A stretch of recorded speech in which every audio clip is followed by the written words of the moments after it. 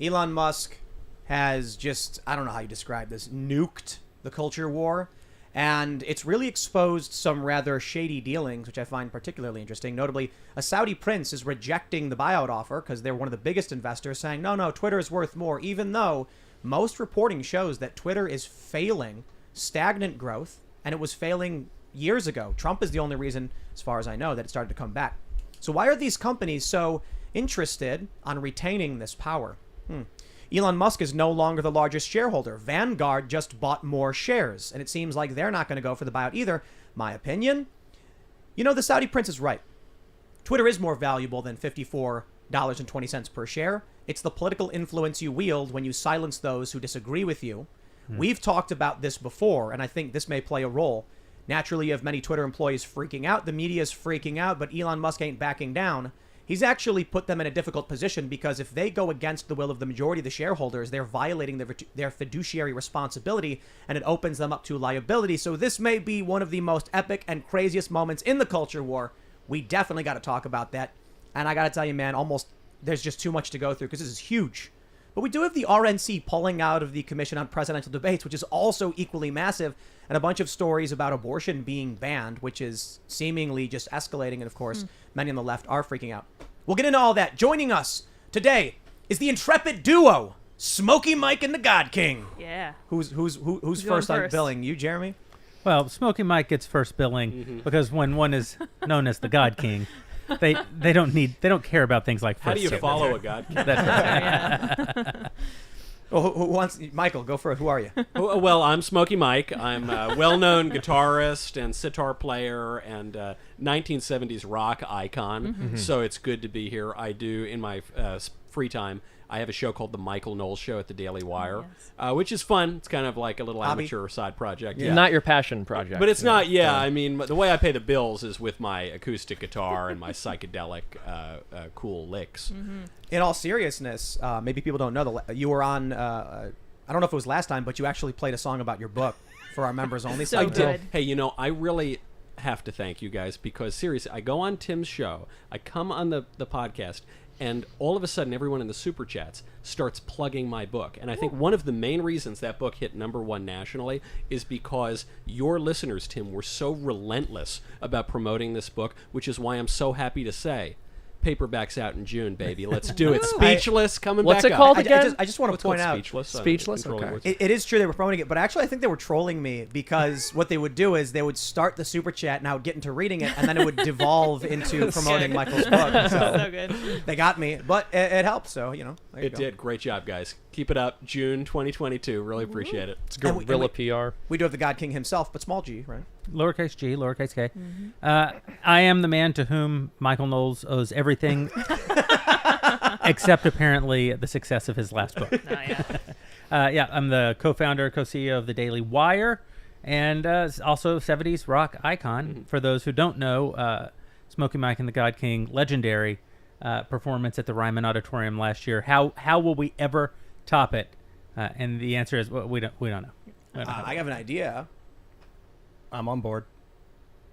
Let's the Garden? The Garden. Madison Square Garden. Because we've already played the Mother Church of Country Music, so you're saying that would have to be the Elevation. Yeah. I suppose. Yeah. I mean, I don't know how you pull off filling out, was it 60,000 seater or something? Oh, that's easy. No, that's easy. It's I just don't, more. it's like this guy doesn't even know a good joke when he hears it. Yeah, I don't know. The Garden, that's easy. But it's like, you got to get on a plane, put on the dumb masks. They just the mask. extended that another 2 yeah, weeks. it's So terrible. we got to work out Wait, the well, hold on. logistics. You don't have a private jet? You're right. We got to get those 70s albums. rock icon himself too. flies coach? Well, after what happened to Skinnerd, we said, No. only commercial from now on. Did we mention what we said is only commercial for Smokey Mike. Oh, okay. Yeah. Did we mention your name, Jeremy Boring? Oh yeah, my name is Jeremy. Because King. there may be, there's somebody's listening and it's like, the God King, like who is this Who man, is that you handsome know? Dan? That handsome Dan. All right, we also got Seamus. Seamus Coughlin. I run a YouTube channel called Freedom Tunes. We just released a cartoon today. Very happy with it. Very excited about it. It's about groomer teachers. You guys are going to love it. And guess what? We are at 796,000 subscribers. Let's get to 800,000. We can do it. Go over there. Hit the subscribe button. We just released one of our best videos ever. You guys are going to love it. Ian Crossland up in the house. What's up, dudes? I'm just a wild animal, and I'm happy to get rolling, so let's go. Awesome. I am just excited to be here, as always, in the corner pushing buttons. Love to have Michael and Jeremy both back within relatively short order, so let's get this party started. Before we get started, head over to timcast.com. Become a member if you would like to support our work and all of our fierce and independent journalists. As a member, you will get access to exclusive segments of this show Monday through Thursday at 8 p.m., and guys, you made all this possible. We are eternally grateful for your support, and we look forward to challenging the system. I used to say, don't forget to smash the like button, subscribe to this channel, and share this show with your friends. And the reason I would say that is because if everybody listening shared this, we'd be bigger than CNN. Well, we're bigger than CNN Plus. Yeah. So I don't know what else to say other than we did it, guys. Thank you all so much. Because granted, I think the real issue is that CNN Plus is just in the gutter. But, good job. No, what a great business strategy. They're like, no one's watching our network. Let's make them pay for it. Yes. Okay. Create an Well, incentive. let's talk about this. I don't even know how to begin with this story because we've just got so much going on with the Elon Musk nuclear bomb on Twitter. So as many of you may have heard, Elon Musk this morning announces he wants a full buyout, 100% of the platform at $54.20. Full disclosure, I own 22 shares of the company. Not a whole lot. I would like to see Elon Musk fix it, and if that means being bought out and getting rid of all the shares, I'm fine with that. Elon Musk is right about a lot of the problems. The top 10 users, barely any of them tweet anymore. Several haven't even tweeted this year. But something strange is happening. Even though $54.20 is above market rate, it's a premium on the rate of the value of the shares. And even though Elon Musk is saying if he can't affect positive change, he might actually sell off his shares, which would be detrimental to the company, these powerful interests don't want to sell. I wonder why that is. So here's the first story we have in this, because what we're seeing is Elon Musk expose what appears to be some kind of shady dealings. Cameron Winklevoss says, Twitter is considering a poison pill to thwart Elon Musk's offer. They would rather self-immolate than give up their censorship programs. This shows you how deeply committed they are to Orwellian control of the narratives and global discourse. Scary. It's a win-win. Elon Musk responds, if the current Twitter board takes actions contrary to the shareholder interests, they would be breaching their fiduciary duty.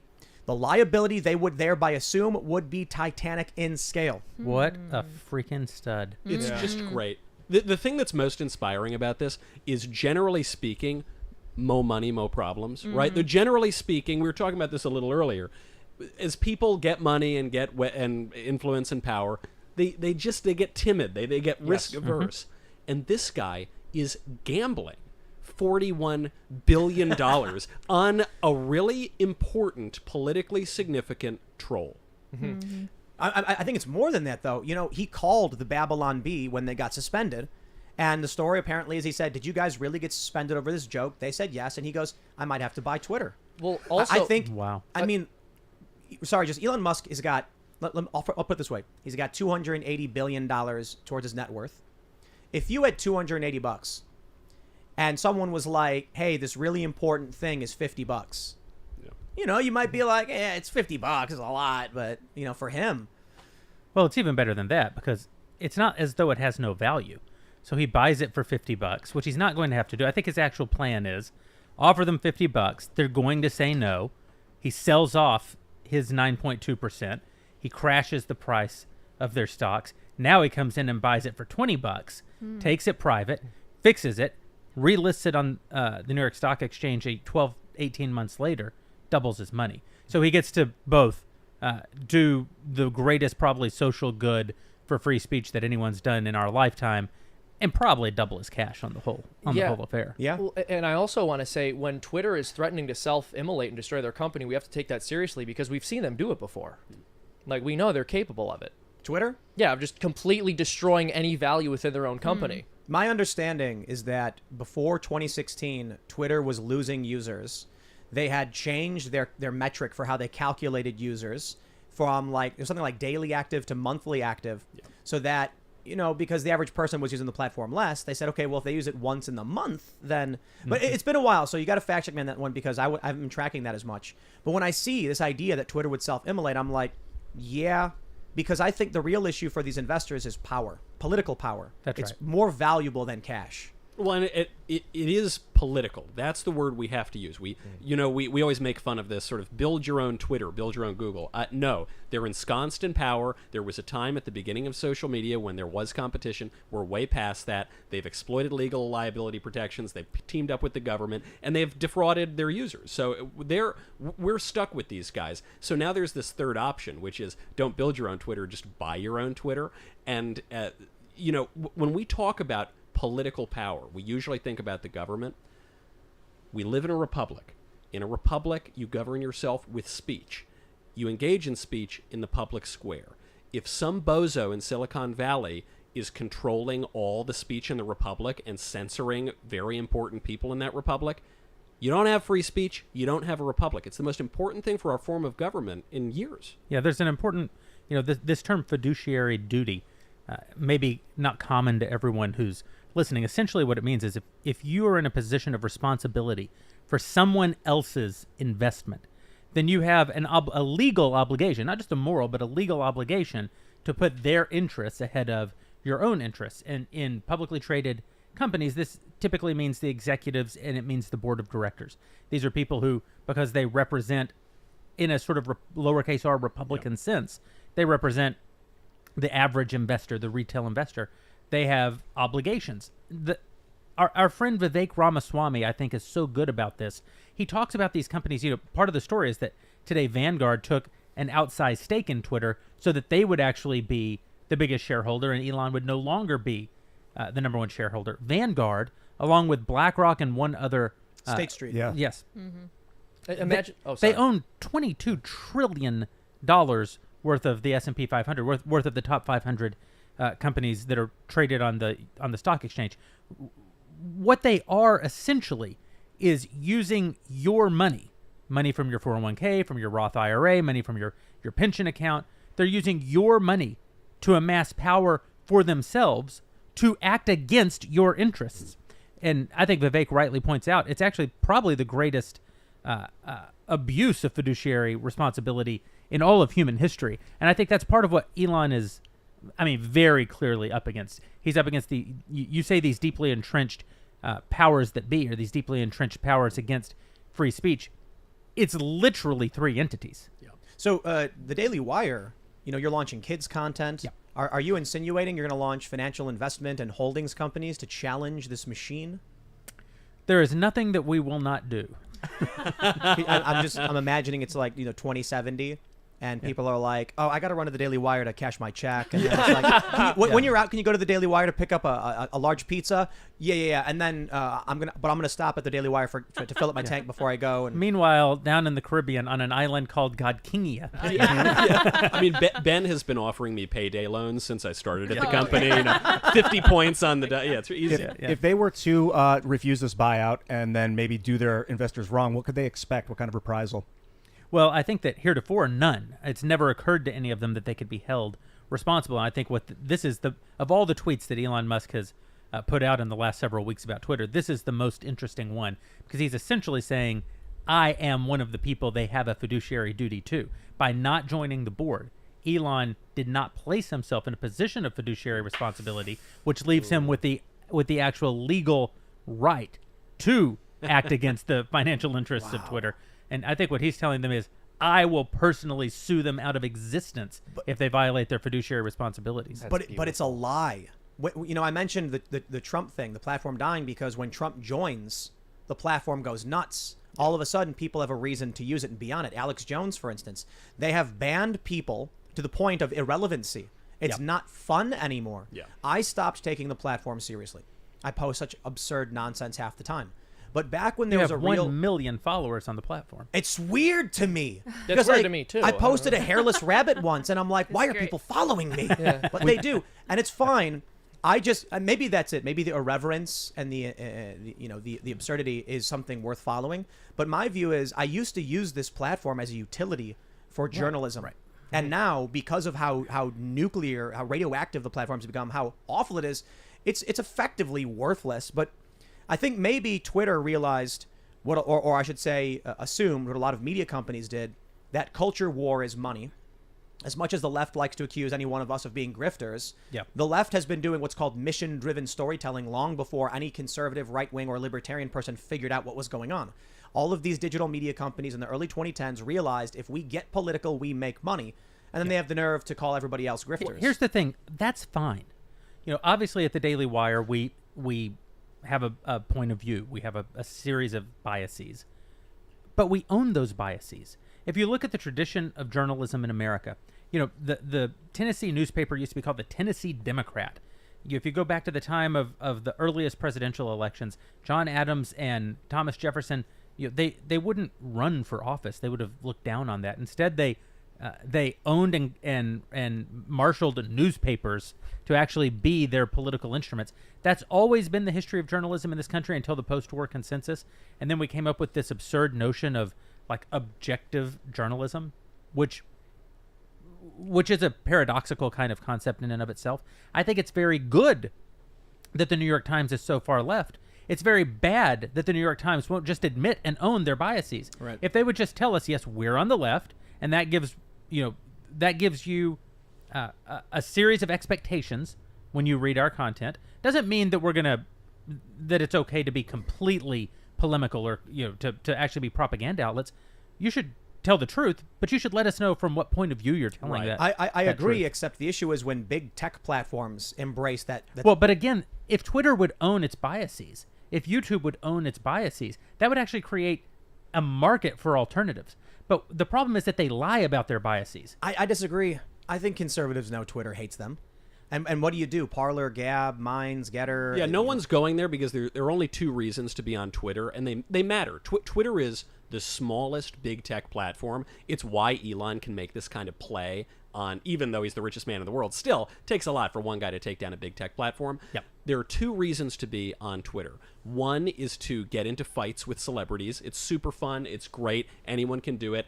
The celebrities bite. That's the one reason. The second reason is because it sets the news cycle. So not a lot of people actually use Twitter, and they never really have. But all the right people do. All the right people do. And so look, I'll own it. That's how I write a lot of my shows. I see what's trending on Twitter. It's how a lot of news articles are written now. And all of the blue check journos are on there. And so if you can control the narrative on Twitter, you're really controlling the narrative throughout most of the mainstream media. Speaking of, you mentioned Vanguard, State Street, and BlackRock as three entities essentially controlling the world. If you really look into it, you start to see that they own each other, that it's a lot of the same people. This is from Wall Street Zen.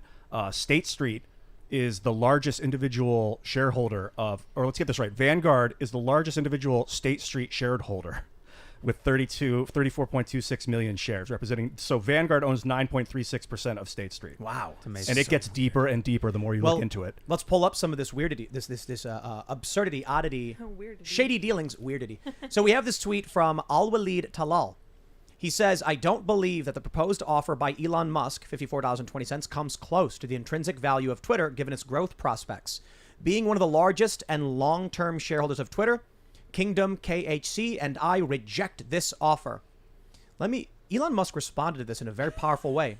But the first thing I want to do is give you some context. In a story from Reuters, published by Yahoo Finance, they say something very simple.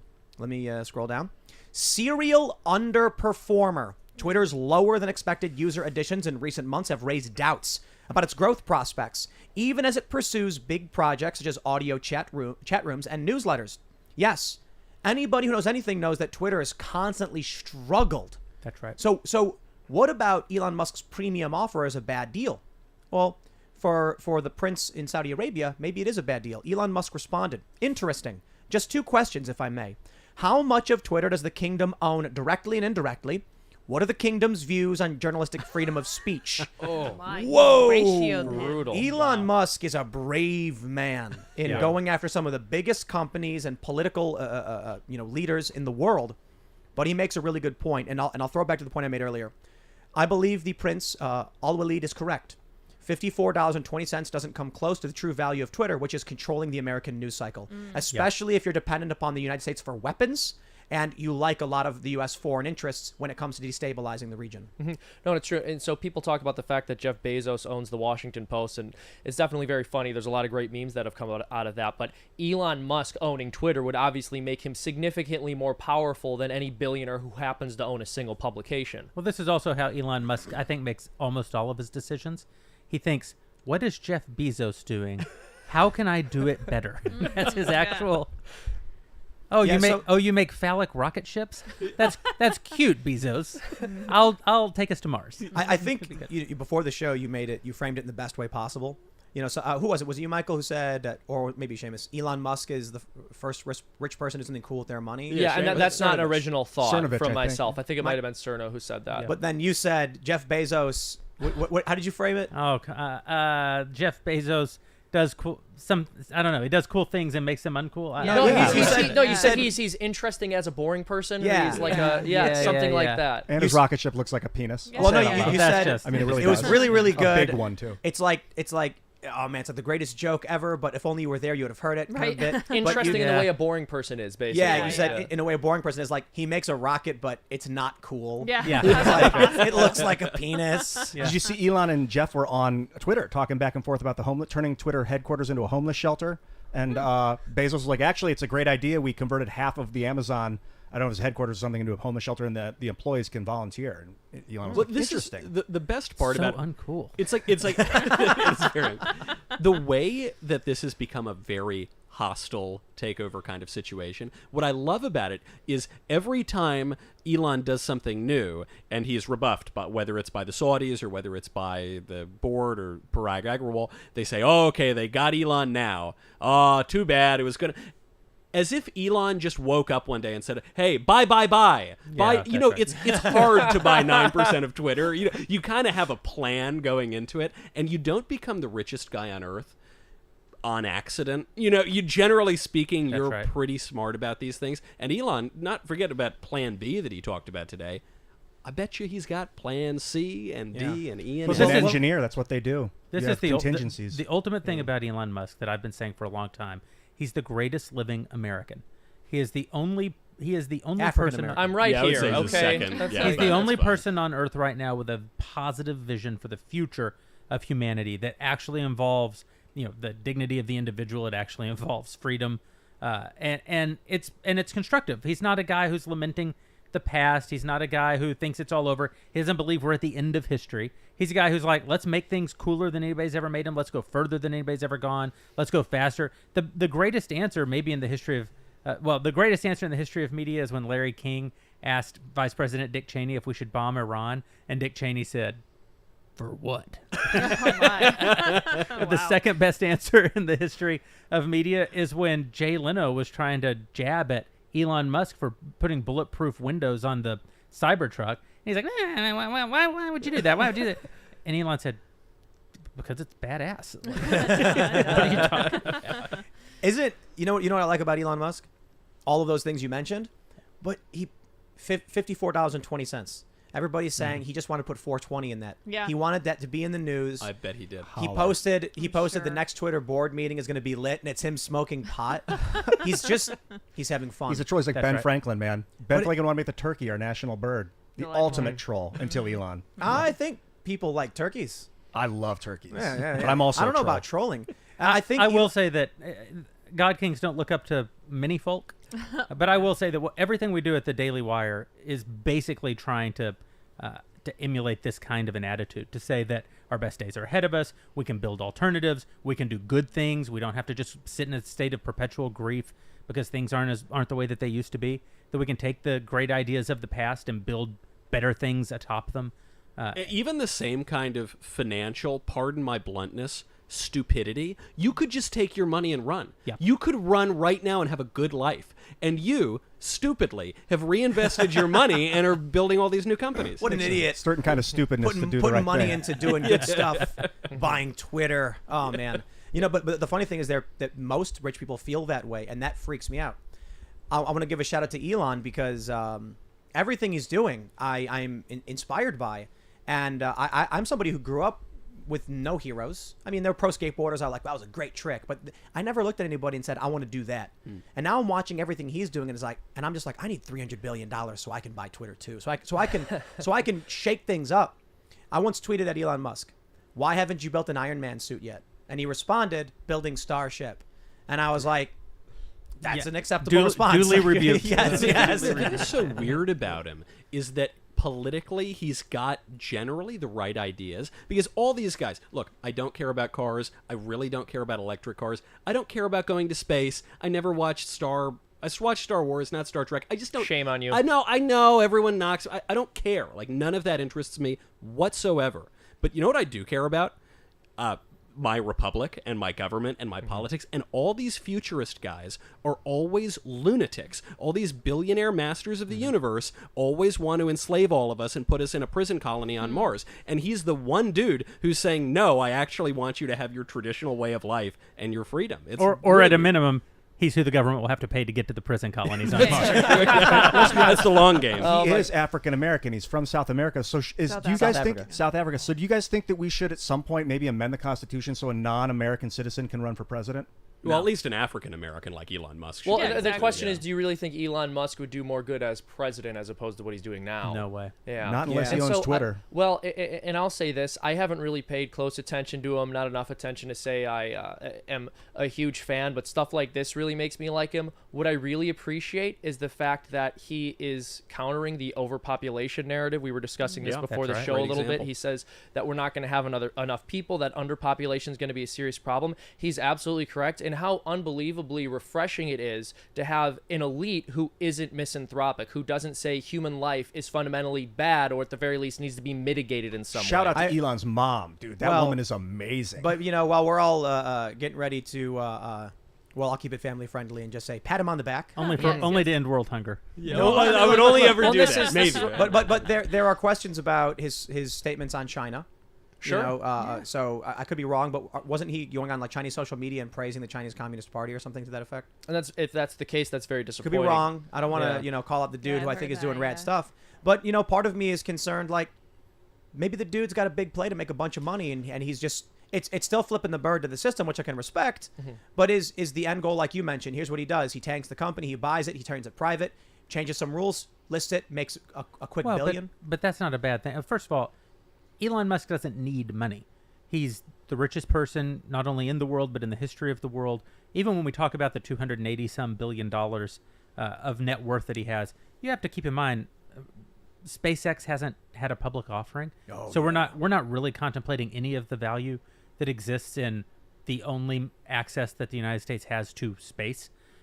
Neuralink is probably only just getting started, hasn't gone public. We've never seen in our life, not since Rockefeller, have we seen a figure like Elon Musk. The guy very likely could be the first trillionaire to walk the earth. So we can't even really contemplate the amount of money that Elon Musk represents. So listen, everybody likes to make a quick billion, but Elon Musk isn't. There's just no way that he's motivated in this by that. What I'm saying is that the positive aspect of economic incentive is that it allows you to do good and do well. And so I think that Elon Musk is doing a good thing missionally with what he's doing with Twitter, and he will also likely make a lot of money. I don't see those two things being in. So the fear is with the opposition. metaverse and with Neuralink is someone like Zuckerberg being in charge and letting him get access to your brain. Yeah. Would you go into the metaverse via a Neuralink if it was Elon Musk who was the God King of the metaverse? No, I don't. He's saying he's going to open source the code of Twitter, the algorithm, which is the first step to trusting the device or the software you're using. If you can reference the algorithm, see if it's spying on you or not. If you have a device that lets you enter the metaverse and it's not spying on you, that's the only way to go. Yeah, and so you mentioned some statements that he ostensibly made about China. This is also part of why I'm sort of withholding a little bit. I don't know a huge amount about the guy, but part of the reason I was making the point that I made is because it is really disturbing that the fact that he is against the overpopulation narrative, it's very disturbing that sets him apart from virtually everyone else in power. But I also think that speaks to what you're discussing, which is this idea of being optimistic and having a plan for the future. I think misanthropy is the greatest indicator that a person doesn't have a plan for the future, and they're just a horrifically jaded pessimist. Listen, the other aspect of this is that he's probably wrong about China. and maybe isn't a great dad. I don't know. Maybe he's a great dad. I'm only saying Elon Musk is a human being, and all have sinned and fall short of the glory of God. And it's not what is common about us that is noteworthy. Definitionally, it's what's noteworthy about us that's noteworthy. And so I think about like George Washington, right? And everybody's, oh, George Washington owned slaves. I'm like, yeah, he was a planter in Virginia in the 18th century. They all owned slaves. That's what's average about him. That's not notable about him at all in his time and in his place. What's notable about him, among other things, is that he freed his slaves. None of the rest of them did. So does that justify slavery? No. Is that an excuse for slavery? No. It's only to say that it's not worth bringing up that George Washington owned slaves. That's not actually an interesting thing about George Washington in his time. He owned 300 slaves, and it was not interesting about him. If I owned even one slave, it would be remarkably noteworthy, because in my time and in my place, that would be the incredibly strange, peculiar thing that reveals something about me. And so for a billionaire industrialist to believe in free trade and be dependent somewhat on the Asian markets and probably on Chinese manufacturing. Elon Musk isn't who outsourced all of America's manufacturing. That happened 50 years ago, 60 years ago. But he is is dependent in many ways on that manufacturing, although he's doing something about it and trying to manufacture in America. But all of that to say, those aren't actually the interesting things about him. They may be negative things about him, but they're not noteworthy things about him. What's noteworthy about him is that he's the only guy in that space who, to your point, seems to be pro-human. He's the only person in that space who seems to be pro-speech. These are the actual noteworthy things. The pro-human thing part is so important because it is the weirdest aspect to me, especially of Bill Gates. Bill Gates will not shut up about how there are too many people on the planet, and it's just a lie. Overpopulation is completely made up. Most notably, there was this book, The Population Bomb, in 1970-71. It said that within 10 years, even if we now coerce abortions, which the book called for, coerce sterility, even if we do that right now, we're screwed. There's going to be in 10 years mass famine everywhere, and it was completely made up. We're 50 years later, the world population doubled, malnutrition is at an all-time low. Let me pull up the story. We actually have the story from USA Today. It's from December. Elon Musk says there aren't enough people. Birth rate could threaten human civilization. And I think what people don't realize is that the only reason we have the level of technology we do is due to the specialties of human career, human jobs. So let's go back in time. We're all living in caves. Human beings, it was possible. It was possible for a human being to have the summation of human knowledge in their brain. It was possible because we knew so little. As time went on, we began to learn more and more, and it came to the point where, way back when, you could be a jack of all trades, master of all, because the only jobs were hunter and gatherer. That's master of both. Master of two. Don't forget shaman. But you were let's say you were in your 30s, so you are spiritually, physically, mentally at your peak, and you're like, I am the best human there is, because we didn't know much. But eventually got to the point where we discovered mining. We used animal labor. Eventually, one person says, I've dedicated my whole life to learning how to tame these beasts. And some other guy said, I only learned how to grow these crops. All of a sudden, now the summation of human knowledge splits. And it's only due to the fact there are more people able to support each other. The more people we have, the more specialty jobs there are. I watched this great TED Talk. Guy made a toaster from scratch. I love referencing this. He could not do it. Plastic was impossible for him to make. He had to, quote unquote, mine it by digging up waste and then melting it. All in all, he made the toaster. It worked for about 20 seconds before frying out. And he said, it's amazing how this toaster costs $10 at Walmart, but a single person struggles to make it. Yeah. There's a book, I think it's by, Lydia, help me if you know, it's No One Knows How to Make a Pizza. Isn't it by Julie? Julie? Yeah, well, I mean, no one outside of Chicago knows how to make a pizza. It's a casserole. But not a real pizza, how but- dare you? The idea is that all of the elements of a pizza come from so many different places. That's why we have conquest, big part of it. Right. I started thinking about this in terms of, to simplify the whole discussion, think about a meal like pad thai. The amount, an American pad thai, sugars, fats, oils, the rice noodles, the meats, if you're going to put squid in it, how all of these things come from all over the world, or maybe even chicken tikka masala. To us, it's like you go to the store and you're like $15 and they hand you the bowl. But all these ingredients come from regions all around the planet, especially in winter, where the chickens might come from the north, the tomatoes come from the south. The more people we have, the more unique things we can create, like spaceships. Yes. So That's right. I think about this a lot when people try to tell, like hippie dippies in LA would always try to tell you about the natural diet that they're on. And you're like, yeah, what's the natural diet? And whatever it was, they were describing describing a way of eating to you that no human being who lived in nature could have ever accomplished, and certainly not in winter. Right. Like what? Well, we evolved only to eat like Tempeh. kale. Exactly. Well, I think the issue is I think overpopulation is an issue mostly in density. And I had this conversation with Michael Malice because I think that you got to get to the nuance of things. Often these arguments don't explore the deeper issues. And I said, I think overpopulation is a problem. You've got dead zones in the Gulf. You've got garbage patches. You've got the windshield phenomenon. Bug populations are in decline. And all of these things seem to be tied to, pollution, to which Michael Malice responded, yeah, but that's an issue of density in cities. And I'm like, I'll absolutely accept that because I think that's the root of it. And I'm willing to say, you know what? Perhaps the solution is people shouldn't live so close together in concrete blocks that smell like sour milk. That's right. But it's also, there are so many problems with cities in terms of our politics and pollution. But there's a bigger issue here. The better point you're making, in my opinion, is that as more and more humans are born, more and more complexity is added to humanity. And that complexity actually drives things like innovation. So yes, you get a spaceship, but you also get like super wheat. Like Alex Barlow is the name of the guy who invented Norman Borlaug. Norman Borlaug. Thank you, Norman Borlaug. The reason that we have more people now, and we can eat, unlike what they predicted in the 70s, is because we innovated. Because now there was a need for something that didn't need to exist before that. So yes, the more people you add to the world, the more complexity is added to the world, the more problems are added to the world, and the more potential solutions are added to the world. For instance, colonized space, yes? Yeah, and Pestiolopsis, there's a mushroom that'll break down plastic and turn it into sugar, which you can actually eat. It's called Pestiolopsis microspora. And if enough people know about that, we can recover like what Boy and Slat's doing in the Pacific with the garbage patch. He's actually recovering it. Break it down and eat it. You can alloy it with it. You can turn it into chemicals and things. I got one real quick point.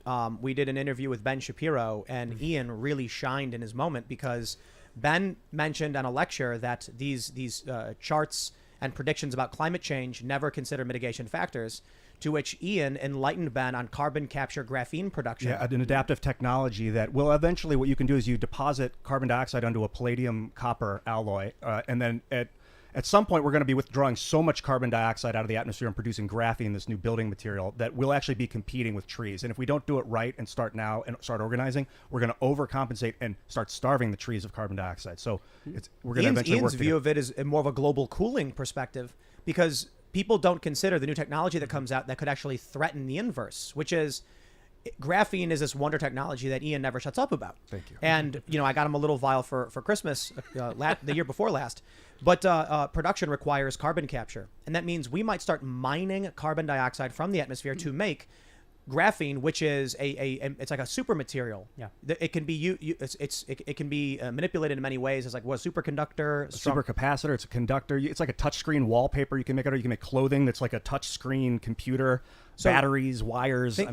I'll put it this way. Sounds like hell. I don't want to wear that at all. It's pure carbon. It's pure carbon. It's organic. In 10 years, the conversation on climate change may be totally inverted to these graphene companies are cooling the planet. Well, we've seen it before because the narrative was initially that the planet was cooling, and then it was that the planet was getting hotter, and then it's just that we have climate change, it can go in either direction. That's why you can. Sorry, go ahead. No, I was going to say, didn't they tell people to drive their cars as much as they could back in the day, like in the 70s? You know what they'll say now, too? The libs and the alarmists will say, oh, the global cooling thing, that was just a brief media phenomenon. No scientific institutes ever really pushed that. I have half a chapter of my book just devoted to outlining every major scientific institute that was pushing this stuff. They pushed it for years, and now they've completely memory holed it because it's inconvenient. So, of course, it's going to happen again. Of course, they're going to go in the other direction. Conservatives love post-apocalyptic stories, like we love Walking Dead, and I say we because I count myself among the people who loves things like The Walking Dead. But the truth is, my worldview informs me that it isn't possible. Not only that the zombie aspect of the zombie apocalypse isn't possible, but the entire idea of the complete collapse of human civilization is impossible because we are humans and we innovate. Because if there really was a zombie apocalypse, I would be the God King of zombie extermination, and I would be looking up to Elon Musk, who would be killing trillions of zombies somehow. Like we are a highly, highly adaptive species, and when a need presents itself, we find ways to meet that need. Elon did make a flamethrower. Oh, I love it. Maybe he knows something we don't. About melting zombies. I discovered that same flamethrower is terrific for melting Harry's and Gillette razors. Was that the Elon flamethrower? It was. Yeah. Of course, man. Jeremy Boring was going to use the Boring course. flamethrower Right. in his video. Yeah, so I look, you know what my view on climate change is, I have no problem when, you know, the establishment or mainstream narrative is that we're burning lots of fuels, it's resulting in a lot of carbon, it's warming the planet. I say, okay, all of that follows as far as I can tell with logic, but I think Ben is right about mitigation factors. And also, if you want to talk more about the heating up of the planet, it looks like there's evidence that we're still in an ice age, and that what happened 13,000 years ago is a comet shattered over North America and peppered the glacial continent, caused a global flood. But we're still in the ice age. We just prematurely melted a bunch of the ice off. So we're going to continue to melt the rest of the ice and warm. So you're... Oh, that sounds terrible. That's out of I want Utah things to get State. cooler. I think it's interesting because when people talk about overpopulation, it's almost as if at the societal level, what we are in the West is that unbelievably wealthy couple with no children and who happen to be debating whether or not they can afford one. It's just an unbelievable failure of optimism, ultimately. It's funny, I was at a bar after I graduated college with my father, and he was going around asking young people, "Are you optimistic?" And they would all answer yes. And he'd say, "Do you want to have children?" "Oh, no, I couldn't have children. I could never have kids." You know what? And that stuck with me because people like to conceive of themselves as optimistic. They like to say, "I have an imagination," but then they're not interested in investing in the future that way. And not only that, but they will actually, because it's okay, you know, if you're not married, if you're not in that position yet, but they will shame other people for having children and being optimistic and wanting to bring life into the world. And that's a very ugly thing. So my question is, if, you know, Elon Musk is the one guy on the other side of this, what's the motivation of people like, if Bill Gates is wrong, if all of these billionaires are wrong, why do they want less people? You know, there was a great comment that Charlie Kirk made the other day, and everyone made fun of him for it, and it was so smart. He said that tall buildings turn people into libs, and Media Matters made fun of him, and he said we need to develop horizontally more than we develop vertically. And everyone made fun of him, except he's completely right. Going back to the Tower of Babel and to the present, there was a line that Chesterton observed. He said, when you're in the heights of a building, of a really tall building, people look like insects. Everything seems really, really small. When you're down in the valleys looking up at great things, when you're on your knees praying, looking up, only then can you raise your eyes to heaven. Only then can you raise your eyes to hope. But when you're at the top of that building, you just feel like God, and you're going to act like God, or what you think God is. I think that's what happened to Gates and to all these other lunatics who are so anti-human. Well, and it's funny because the left will, you know, the left has this hyper fixation on media critique, and I think it's good to critique media, but they'll take the most insignificant elements of a property and argue that it's influencing human behaviors in ways far more profound than I think a reasonable person would acknowledge. But then when you look at architecture, which surrounds us at all times, they act as if it's ridiculous to even insinuate more beautiful architecture creates a more beautiful culture or results in better attitudes. I hear what you're saying, Michael, but I guess my question would still be, even if they think they're God, why less people? I mean, certainly if you were God, you'd want more. Because they actually do see people as an impediment to nature, and they see nature as being supreme. So you'll actually read these people say things like, Elon Musk is going to go to Mars, and he'll just pollute it the way we polluted the Earth. With people. Who cares?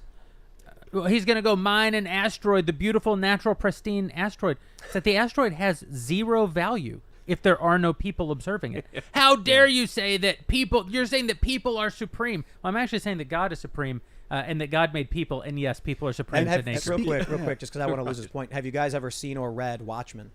Watchmen. No. Yeah, I've seen it, but I've not read it. No?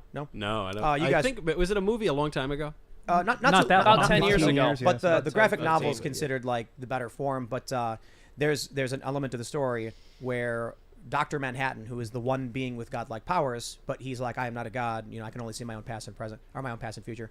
He leaves Earth to go to Mars. He's tired of humanity, and he makes this big machine, like clock-like. And then there's this young woman he was previously in a relationship with who wants to talk to him, He brings her to Mars, and he says, look at Mars. It has existed this way for eons with not a single human or life. Would you say to me that this planet would somehow be better with a shopping mall or parking lots? And then what it concludes with is, he says to her, you continually demand I see the world your way, but you refuse to see the world my way. And so she lets him, using his powers, see her entire life, basically from start to finish the way he sees the world. But in that moment, he sees her past. And in her past, this woman's mother was almost raped by a man. And then she went back to him later and conceived this daughter. And Dr. Manhattan says, seemingly impossible, a woman who had every reason to hate this man chose to love a man she should have hated. And after all of the billions of years and the energy all coming together, the only thing that exists is you. I was wrong. Miracles do exist. It's you. You've convinced me I'll come back to Earth with you. And so thinking about that line, brilliant writing. Who was that? Was Alan that Moore? Alan Moore, who wrote that. Man, that guy's amazing. But I thought about that, and I'm just like, humanity each individual human is so insanely unique in the billions of years it took to create one person. Yeah. And that person will never exist again, no matter how similar or, they may be to another person. Without people, it's a rock. That's right. Well, I actually beg to differ. This is something called the Blood Falls in Antarctica, and you'll want to pull this up. As the glaciers have been melting and fresh water is pouring into the ocean, we're like, oh, it's going to create dead zones. All of a sudden, this blood red water rivers comes pouring out of Antarctica. No one knows what it is. So it turns out it's iron. Yeah, it's ferrous What algae. it's doing is it's fertilizing the ocean. It's something called iron fertilization. When you introduce iron oxide into the ocean, it grows plankton, which then allows food for fish. And then you see a fish boom. So the Earth looks like it's preparing for a flood, a freshwater flood, by fertilizing ahead of time. We're not alone here as humans. No, but we're the only thing of value here. The fish don't matter without us. That's well, correct. but we can't Fish eat only without matter, the but fish. I think they Of matter. course, I think we- we matter the most. We exist in nature, of course. So we have we're symbiotic in a sense with nature, but nature was given to us by God. The fish has no concept of the fish's. There's no existential crisis for a fish. Anything that we think about a fish, only we think. The fish doesn't think it. But the fear is that if the ocean were to flood freshwater, we'll lose our fish population and starve. There'll be giant, and it looks like but the Earth is protecting us against. But that doesn't change Jeremy or Michael's perspective. I would view it sort of from a more secular perspective. You can say we're gifted nature by God. I would look at it like the various forms of life effectively form a foundation for what humanity is creating. Mm-hmm. That doesn't mean to say that I think humans are the superior, in this context, better than any other form of life, just that we're the most adaptable and smartest and more prone to survival, which from a secular perspective, the strongest survive and everything else functions as sort of support. Even from a secular perspective, you'd have to say we're the only being on the planet that has a moral code of any kind. So in some sense, you could say, well, we're the most evil because we violate our moral code, and that's true. A lion eating a gazelle isn't evil. It's just a lion. So we both conceive of the concept of good and of the concept of evil. All of that lives in humanity. Do we see animals prey after they kill prey? Prey, P-R-A-Y or P-R-E-Y? Humans often pray before a meal. Well, they'll pray before a meal, but it also stems back to after killing. That's right. Giving thanks to what they have taken away, sort of acknowledging that they take to they're receiving something else's life. I mean, maybe there's a case I haven't heard of animals recognizing the suffering and the pain of some other animal that they have claimed their energy to themselves. I just look at it this way. For the entirety of life on the planet, you have this constant battle between evolution or whatever your view is. If a lion is trying to chase a gazelle and it's too slow, it starves. The gazelle becomes faster, so only the fastest lions make it. And that's, natural selection. But then humans come along and all of a sudden have a new ability, adaptation, through intelligence, through tool making. And now nothing can compete with us. This means that of everything on the planet, we are the ones able to leave the planet. We are in complete control of the planet. We have dominated the planet in every way.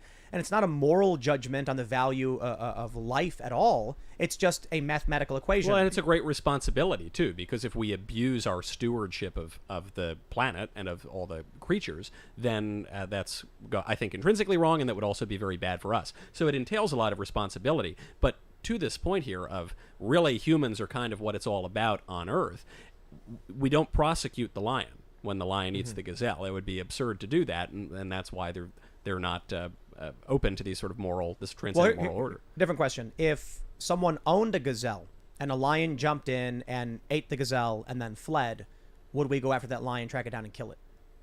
Probably, if he were going to come back and eat another one.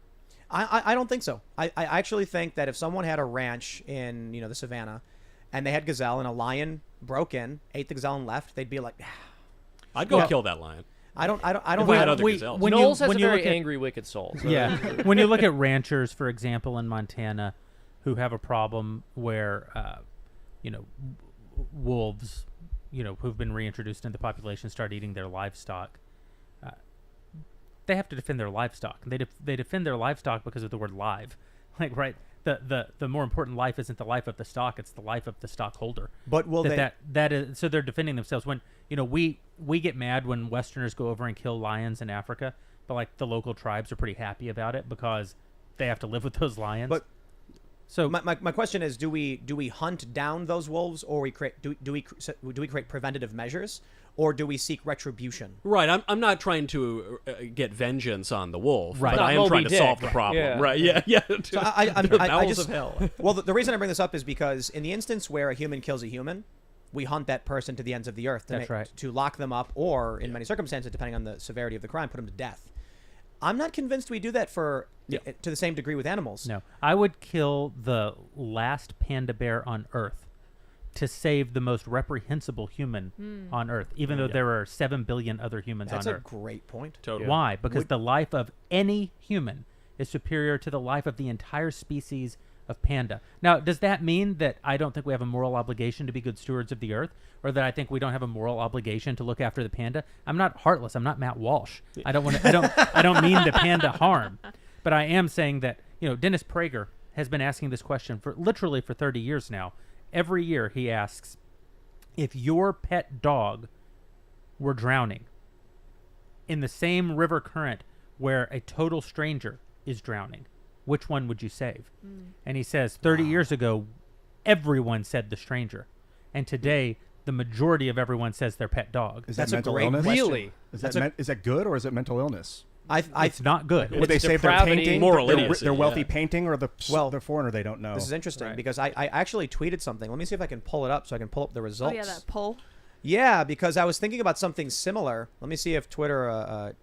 Okay, yeah, definitely Twitter can pull this up. Let me get this poll for you guys. It's an interesting question in line with this. I am scrolling down, and here we go. There we go. Would you kill someone to stop them from killing your pet? 77.4% said yes. 22.6% said no. I would, but I don't think that these are related. They're not unrelated questions, but they're not the same question. Right. Killing a human to stop them from committing a barbarous act against you,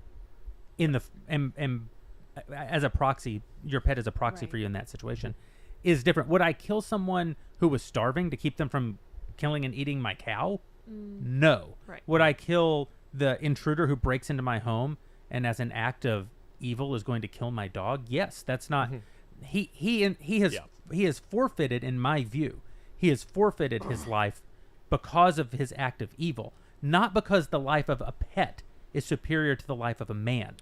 That's a distinct question. I agree too, and I think the instance here with this question also implies that, my view of this question is not that you're like, I want to kill this person. It's they're seeking to cause harm to me, my life. Perhaps your pet is more than maybe it's your dog you need for your farm. The point is it's not that you want to kill the person. No, it's that you're put in a situation where they're attacking you. And it's that people exist in a moral framework that animals don't, and he is in violation of the moral framework. This is, I think, an incredibly important question generally about human beings. Is at what point is someone outside of the law?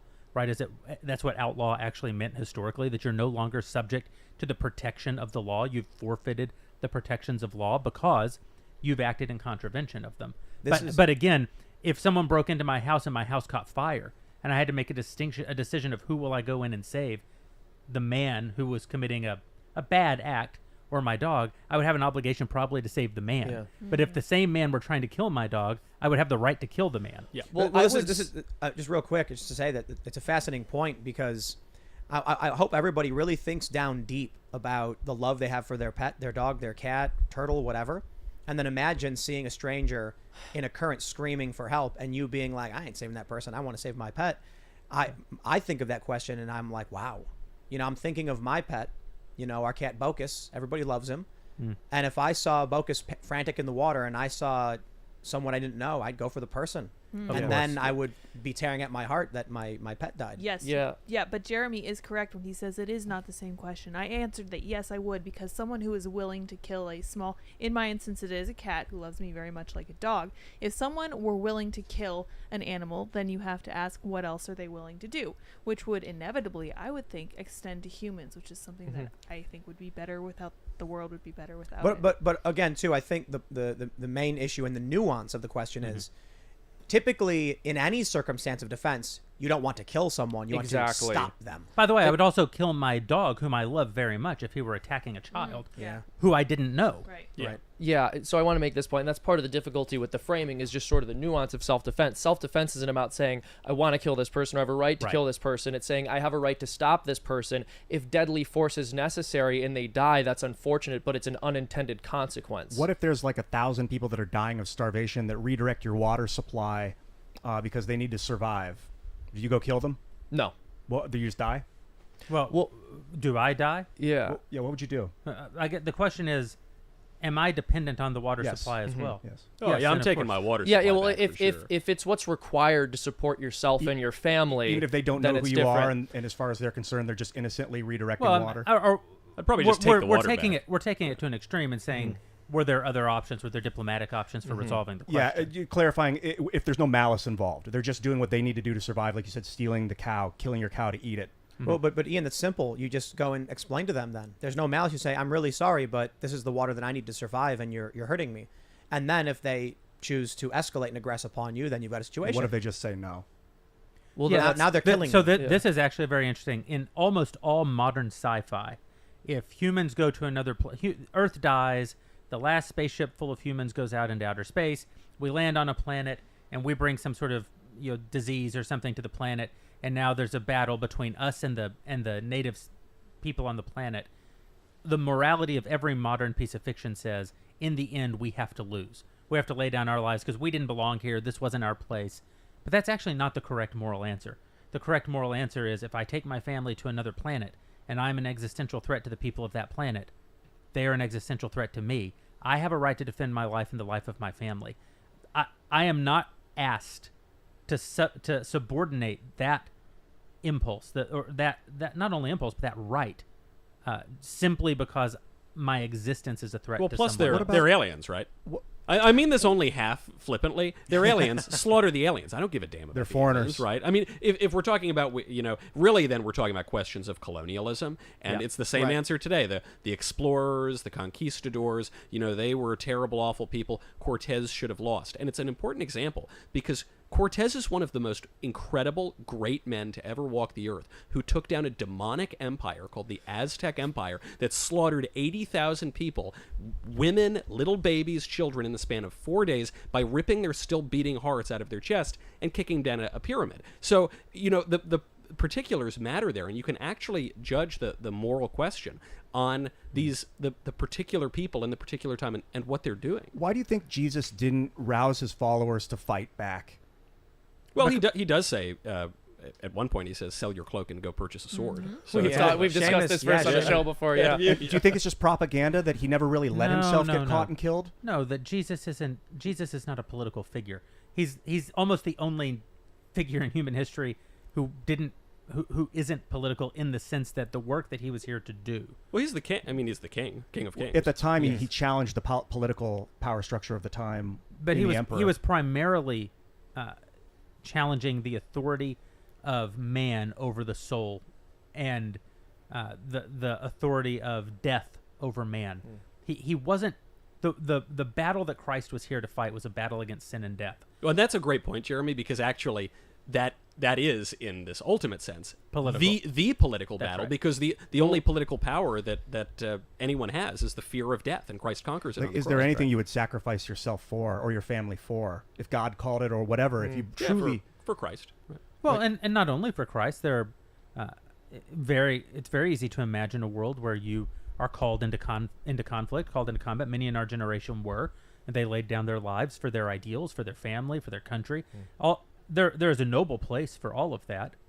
It doesn't, though, mean that you have an obligation not to defend yourself. I would go so far as to say those Aztec, who were horrible, evil, demonic, I'll grant you all of that language, they also had a right to defend themselves against Cortez. So in an ultimate moral sense, I agree that Cortez was in the more moral position. They should have just laid down their arms. But yes, Let me expand upon this conversation. If there was a rapid and your wife was caught in it, but equally distant was a child, who would you save if you can only save it's not one? my child, Not your child. my wife. Would you agree? No, I would save the child. Interesting. I'm not bringing it up because I think there's an answer. I'm just curious. It's an impossible question. Right. I had this debate with my aunt when I was a young man. I said, if your husband and one of your children were drowning, which would you save? And she said her husband.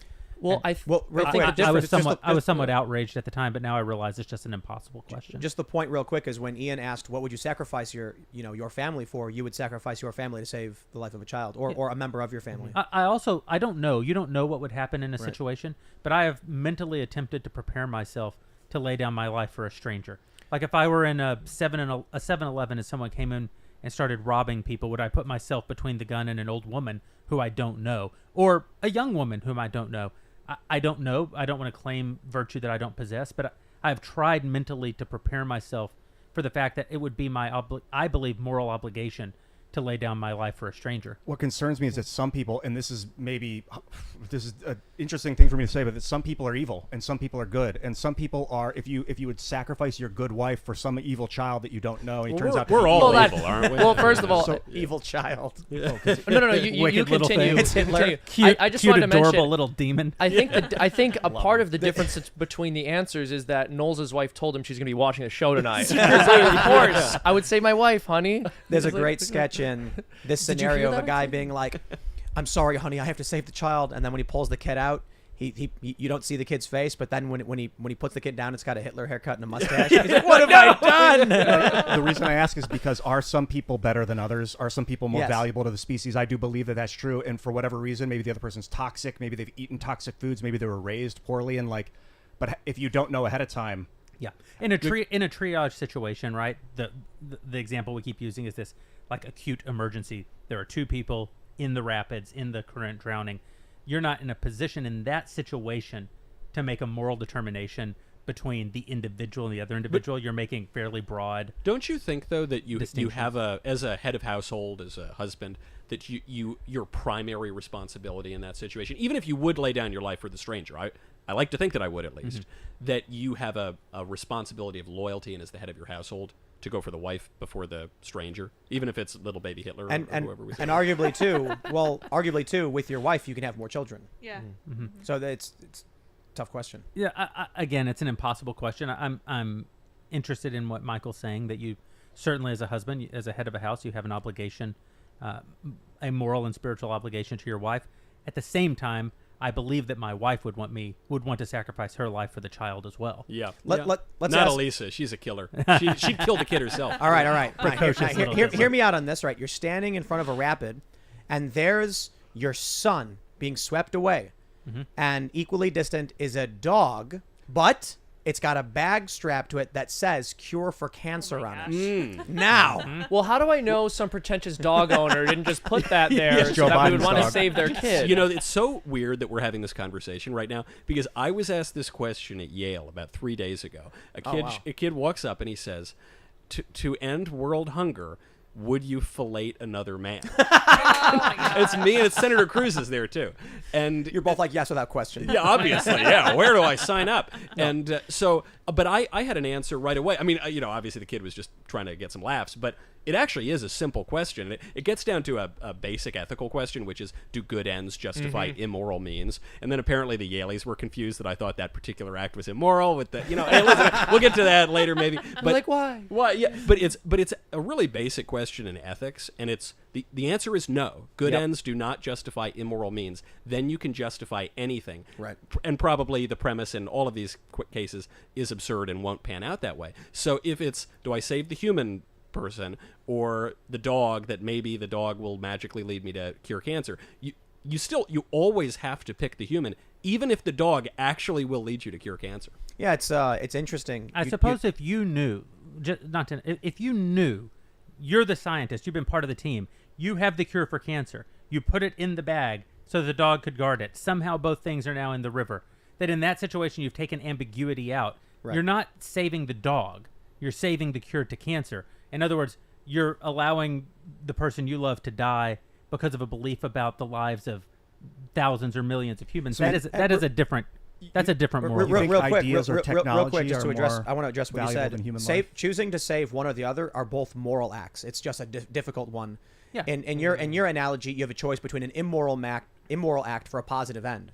You know what I mean? I suppose so, except I don't know. I mean, in the act itself. So not merely, you're not saying the act here is I am going to cure cancer, but and obviously we're in a slightly absurd scenario. But if you're saying I'm saving the dog that does have this real 100% cure for cancer, or you're saving the child, I'm not convinced that those acts are of equal moral weight. I think you still go for the child. I agree. don't. I agree. I Hold don't on. because I don't think you're saving the dog.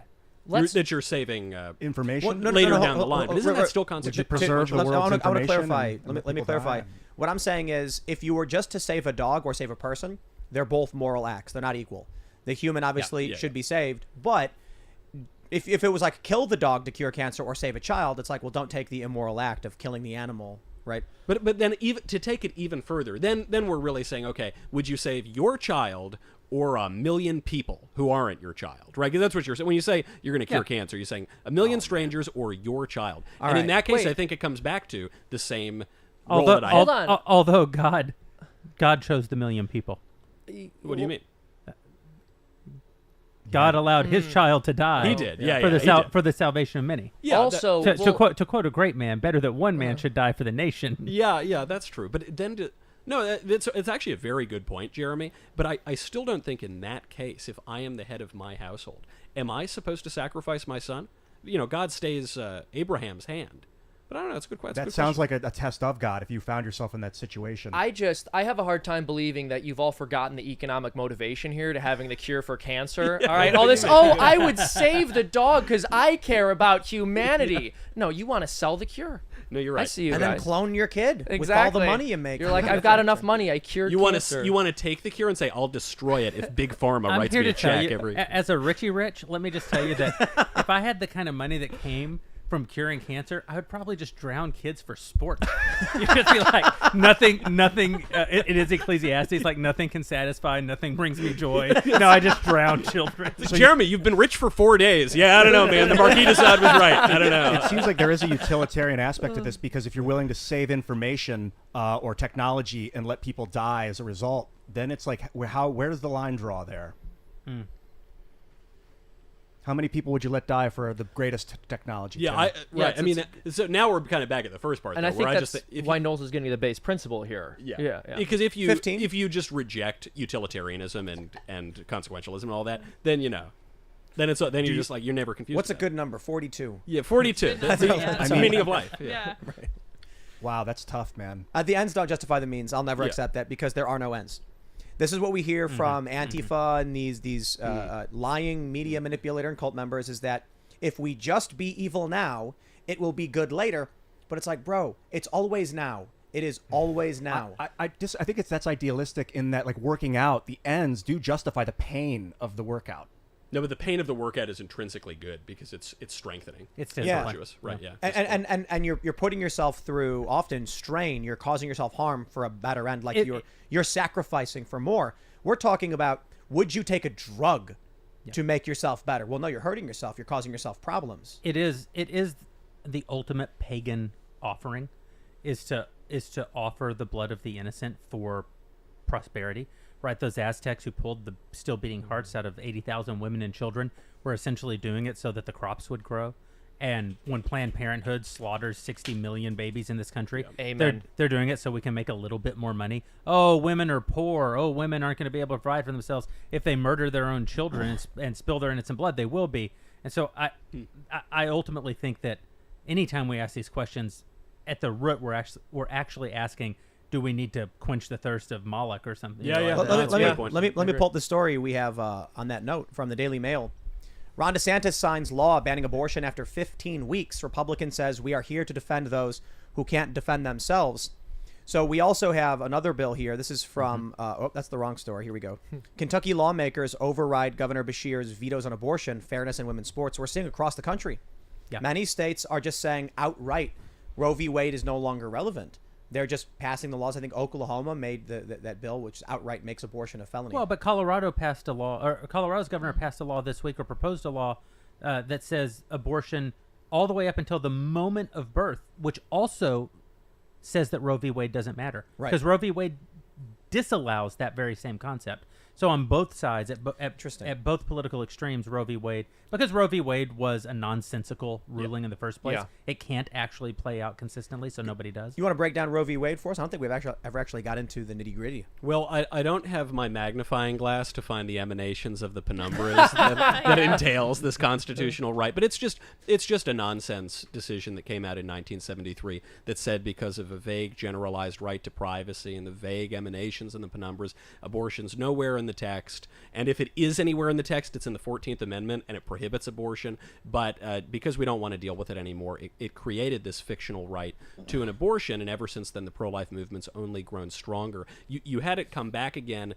in 1992 with Planned Parenthood v. Casey, which created a different justification for abortion, because again, as Jeremy said, it's not in the text, and so you come up with this new justification, which focuses more on the trimesters and viability, and that doesn't make any sense, because with new technology, babies are now viable at a much earlier stage. And so right now, just to put on my Nostradamus hat and predict the future here, we do seem to be at the first spot versus Wade, where the court, I think, is likely to overrule Roe. And the reason I think they're likely is because from the oral arguments, one, you've already got Clarence Thomas, you've already got Alito. It seems like you got Kavanaugh. It seems like you got Barrett. It seems like you got Gorsuch. There you go, 5-4. You don't even have John Roberts yet. If Roberts joins the court's libs and it's 5-4, Clarence Thomas writes the decision. And man, that decision is going to be good. Okay, so I think Roberts, to preserve the integrity and legitimacy of the court and actually to water down as much as he can the way that they would overrule Roe, I think he has to join the conservatives. So then you get a 6-3 decision. Well, this can't be right. Bill Maher said that Republicans didn't want any black Supreme Court justices. How could you tout the? It's like the only one we like is the black guy. You know? This concerns me. I think if they do try to make abortion illegal, that you're going to see a large uptick in miscarriages. And what I mean by that is women accidentally falling over on purpose and landing on their stomachs until the baby's dead. It's terrifying. I just don't see. I don't think you can ever stop women from killing a child they don't want. But you can reduce the number. Yeah, and I don't think that's bad. People are like, you want women going into back alleys and putting their lives at risk? Yeah. But by the way, but that's actually mythical. I want them to be at risk if they are killing you their can children. break this down if you want. Also, overturning Roe doesn't make abortion illegal. This is the great lie of the left: is they're going to overturn Roe and no woman will be able to get an abortion, if only. But that's not actually what will happen. What happens when they overturn Roe is it basically becomes a states' rights issue again. And as you can see, between the laws in Florida and the laws in Colorado, federalism is alive and well in this country. Even 15 weeks puts you just on average with the most liberal democracies in Europe. No one allows abortion the way that we allow it in this country. No one except the Chinese and the North Koreans and allows the Canadians. and the it's Canadians those three. allows abortion the way that we do in this country.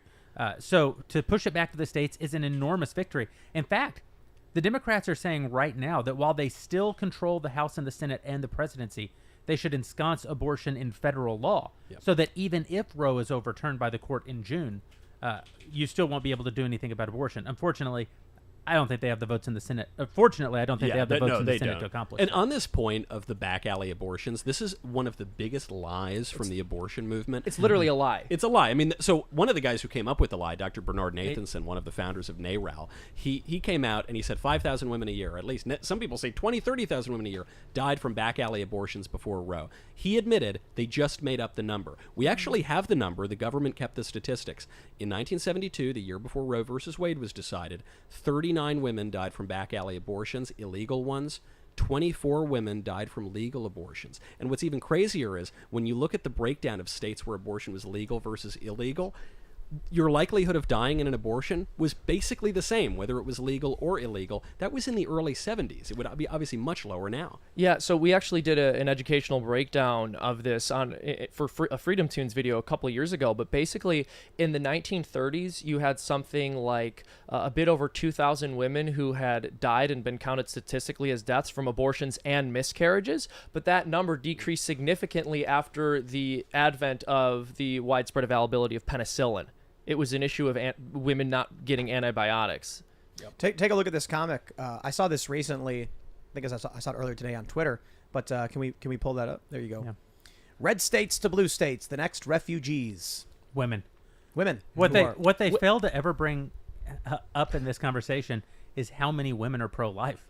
Mm-hmm. Like I believe the majority of pro-life people in the country are female. Yes, and this is huge because the left never got the cultural shift that they wanted after Roe v. Wade. So as you mentioned, 60 million unborn children have died. Of course, that's not enough for them. They would rather that number was much higher. And when you look at how long ago the Supreme Court made its decision on the question of homosexuality.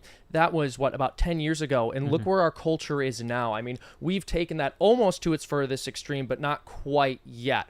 It's very unpopular to say anything against gay marriage. It seems a large percentage of the population believes in it. But if you look at the abortion decision, this is 50 years ago, and still half of the population is adamantly against it. I bring this up with New York. They recognize 31 different genders, but by law they recognize any possible gender, and gender identity is defined as essentially self-expression. So when the arguments first come for gender identity protections, everybody says we know what this means and what the intent is. There's a famous story about when they outlawed public drinking in New York, that one of the city council members or whatever said, "Let this law never be construed to say a construction worker can't enjoy a beer with his lunch." Sure enough, that's exactly what it means today. Yeah. So in New York, when they say we want to protect trans people, we all say we totally understand that. We don't want people to be discriminated against. And then what happens is the law is tested, and someone will say it says self-expression. That's how you defined it. I hereby challenge this and say my self-expression is that I can wear a clown costume into work or a fursuit or something. There's an abortion tie-in here too. One of the main drivers of transgenderism in the culture is that second abortion case, Planned Parenthood v. Casey, in which the romantic poet of the court, Anthony Kennedy, said that at the heart of liberty is the ability to define our own concept of existence, of the mystery of life. Scalia mocked it as the sweet mystery of life passage. I don't even have to say this.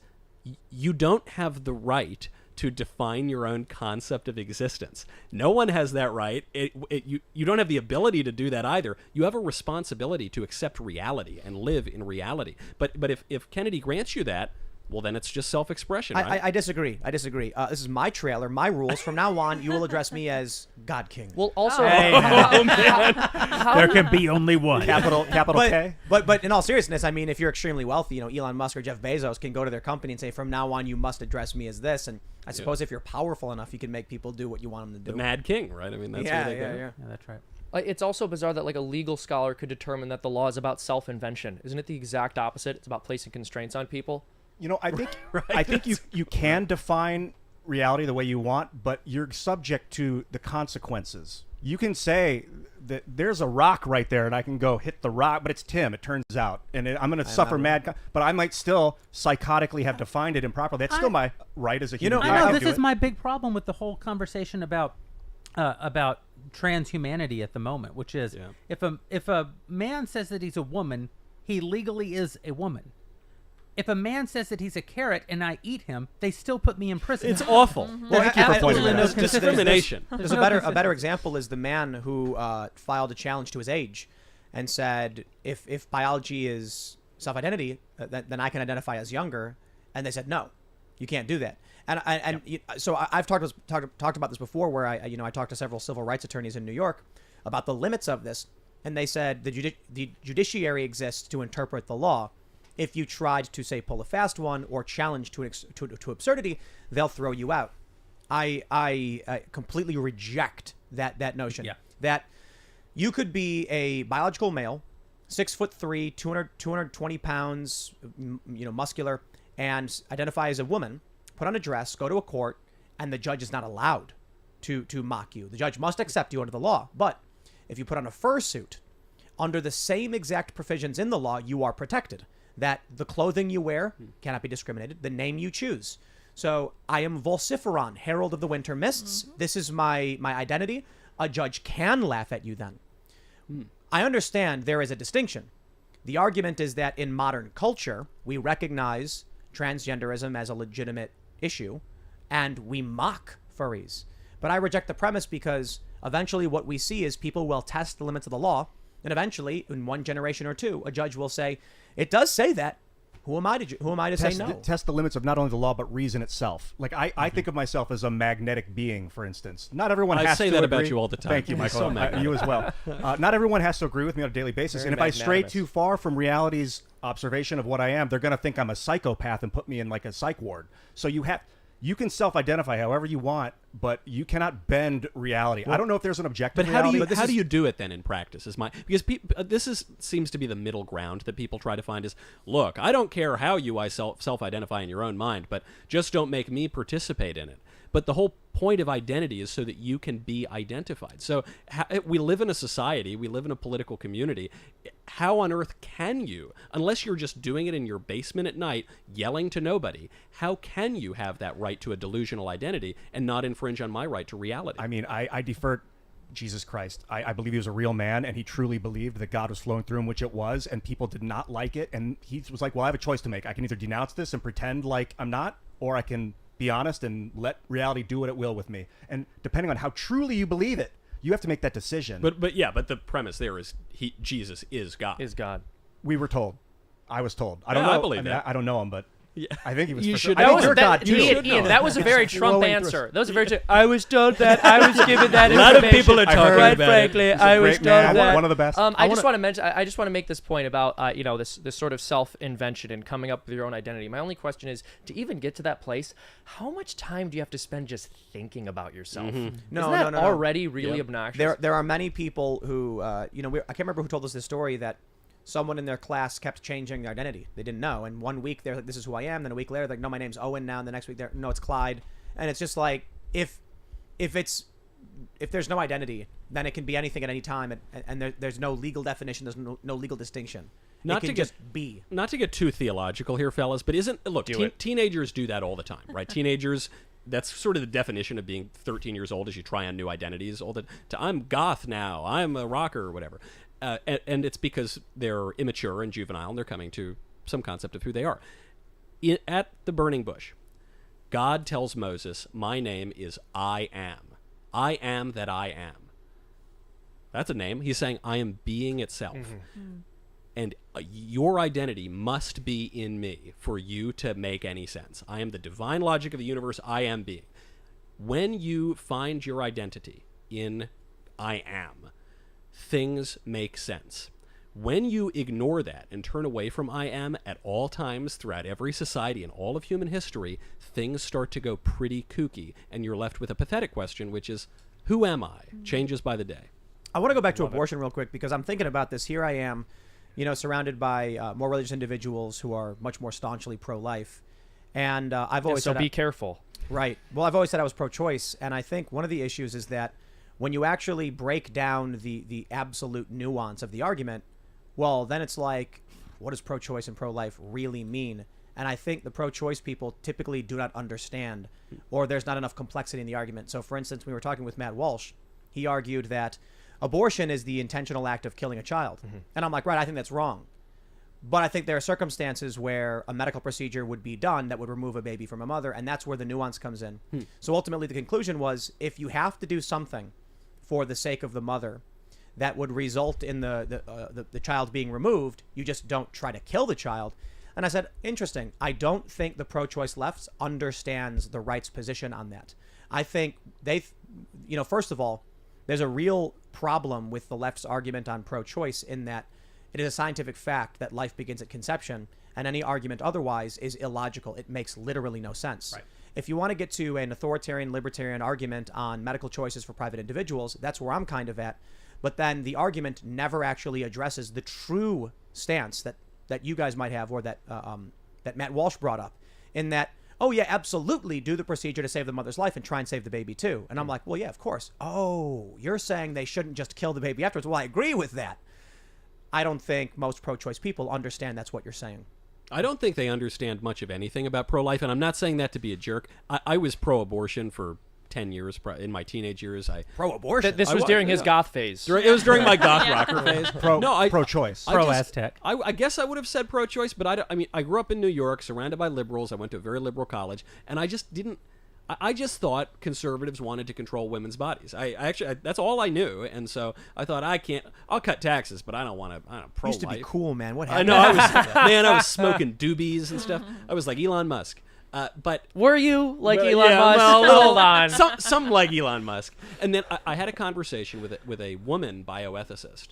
And I made all these stupid utilitarian arguments as to, all the freakonomics arguments. Well, abortion, it stops overpopulation, and it lowers all these sorts of social pathologies. And she said, oh, okay, Michael, so which one of your arguments for, lowering crime and welfare dependency, which one of your arguments is not an argument for killing young black men in inner cities?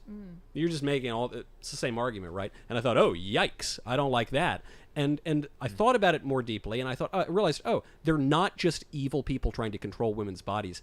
Maybe there's actually something to this idea that a baby's a baby and we shouldn't kill it. I said it's a scientific fact that life begins at conception, and I just have never understood any logic in any circumstance, even when I wasn't listening to more pro-life nuanced arguments, that, I think was it Vosh who said, when he was asked by Charlie Kirk, when does life begin? He says, I don't know, sometime after birth. I think that's what he said. That's what he said. And I'm like, well, that can't make sense. Wild. I think of it as life beginning at conception, but at what point is it a human? We don't Well, it's know. not a giraffe. But It's not a platypus. it is a human life. The real question is, when is it ensouled? And the answer is, we don't know. It is possible that it is possible that we could discover that life does not begin at conception. I know a lot of people. Not that life does not begin at conception, which of course it does. Not that human life doesn't begin at conception, which of course it does. But that the ensoulment of a child does not begin at conception. The Bible is not clear about this. There's an argument for wrestling in the womb, and some pro-life likes to use that. But there's also the breath of life. I mean, there are real questions about. To the extent that it is unknown, though, what are we left with? We're left with the things that we do know. That life begins at conception. That the life conceived is a human life.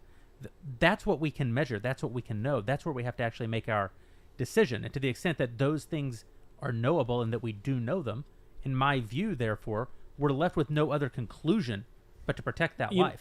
That's a good point, Jeremy, and it raises the question of, all right, so how certain are you? What are you willing to risk? You 3% sure that you're going to kill 60 million babies? Right. But there's also, sometimes you'll hear the pro-choice, pro-abortion people say, well, in the Christian tradition, they actually had carve-outs for some abortions. And they always cite St. Thomas Aquinas, who's a very, very important doctor of the church.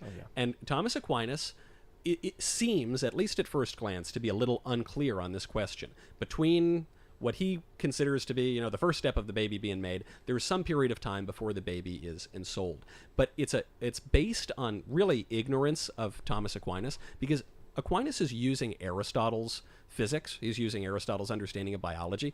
Not his fault, not Aristotle's fault. They didn't have modern sonograms. And so what they believed was that the sperm acted on the blood and produced a vegetative soul, but there wasn't really anything even resembling life until the quickening, and you had this distinct human being. And we just know now that isn't true. We know that the sperm and the egg come together, they cease to be what they were, and they become a unique human life, and they're growing. And so it's no knock on Aquinas or Aristotle, but by their own logic, life starts pretty much just right at conception. And also, if I'm not mistaken, the official position of the Catholic Church is that the person is ensouled at fertilization.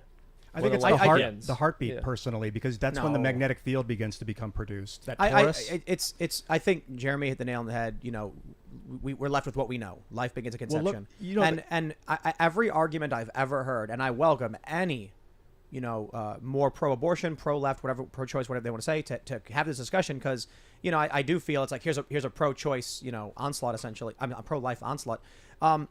Scientifically, just what is life? A unique set of DNA. And I've heard all the arguments, and ultimately, you say, mention, when does it?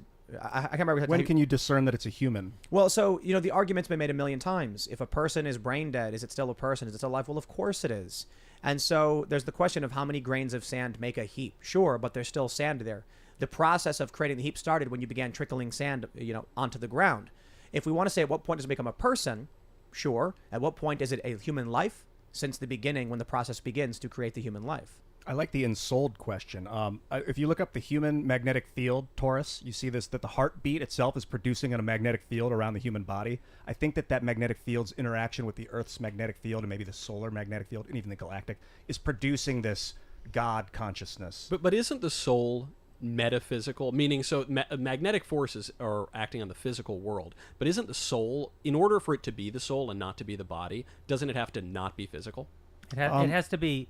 I say of the soul that it's the intersection of the transcendent and the material. So to the extent that you're describing the material, perhaps expression of the soul, that might very well be true. I'd be curious if the proto-heartbeat produces a magnetic field, which to our current question would be a really important one, because the cells begin pulsating as a heartbeat before the heart is actually formed in utero, which is part of the whole kind of conflict about heartbeat laws, right? Is what is actually the heartbeat.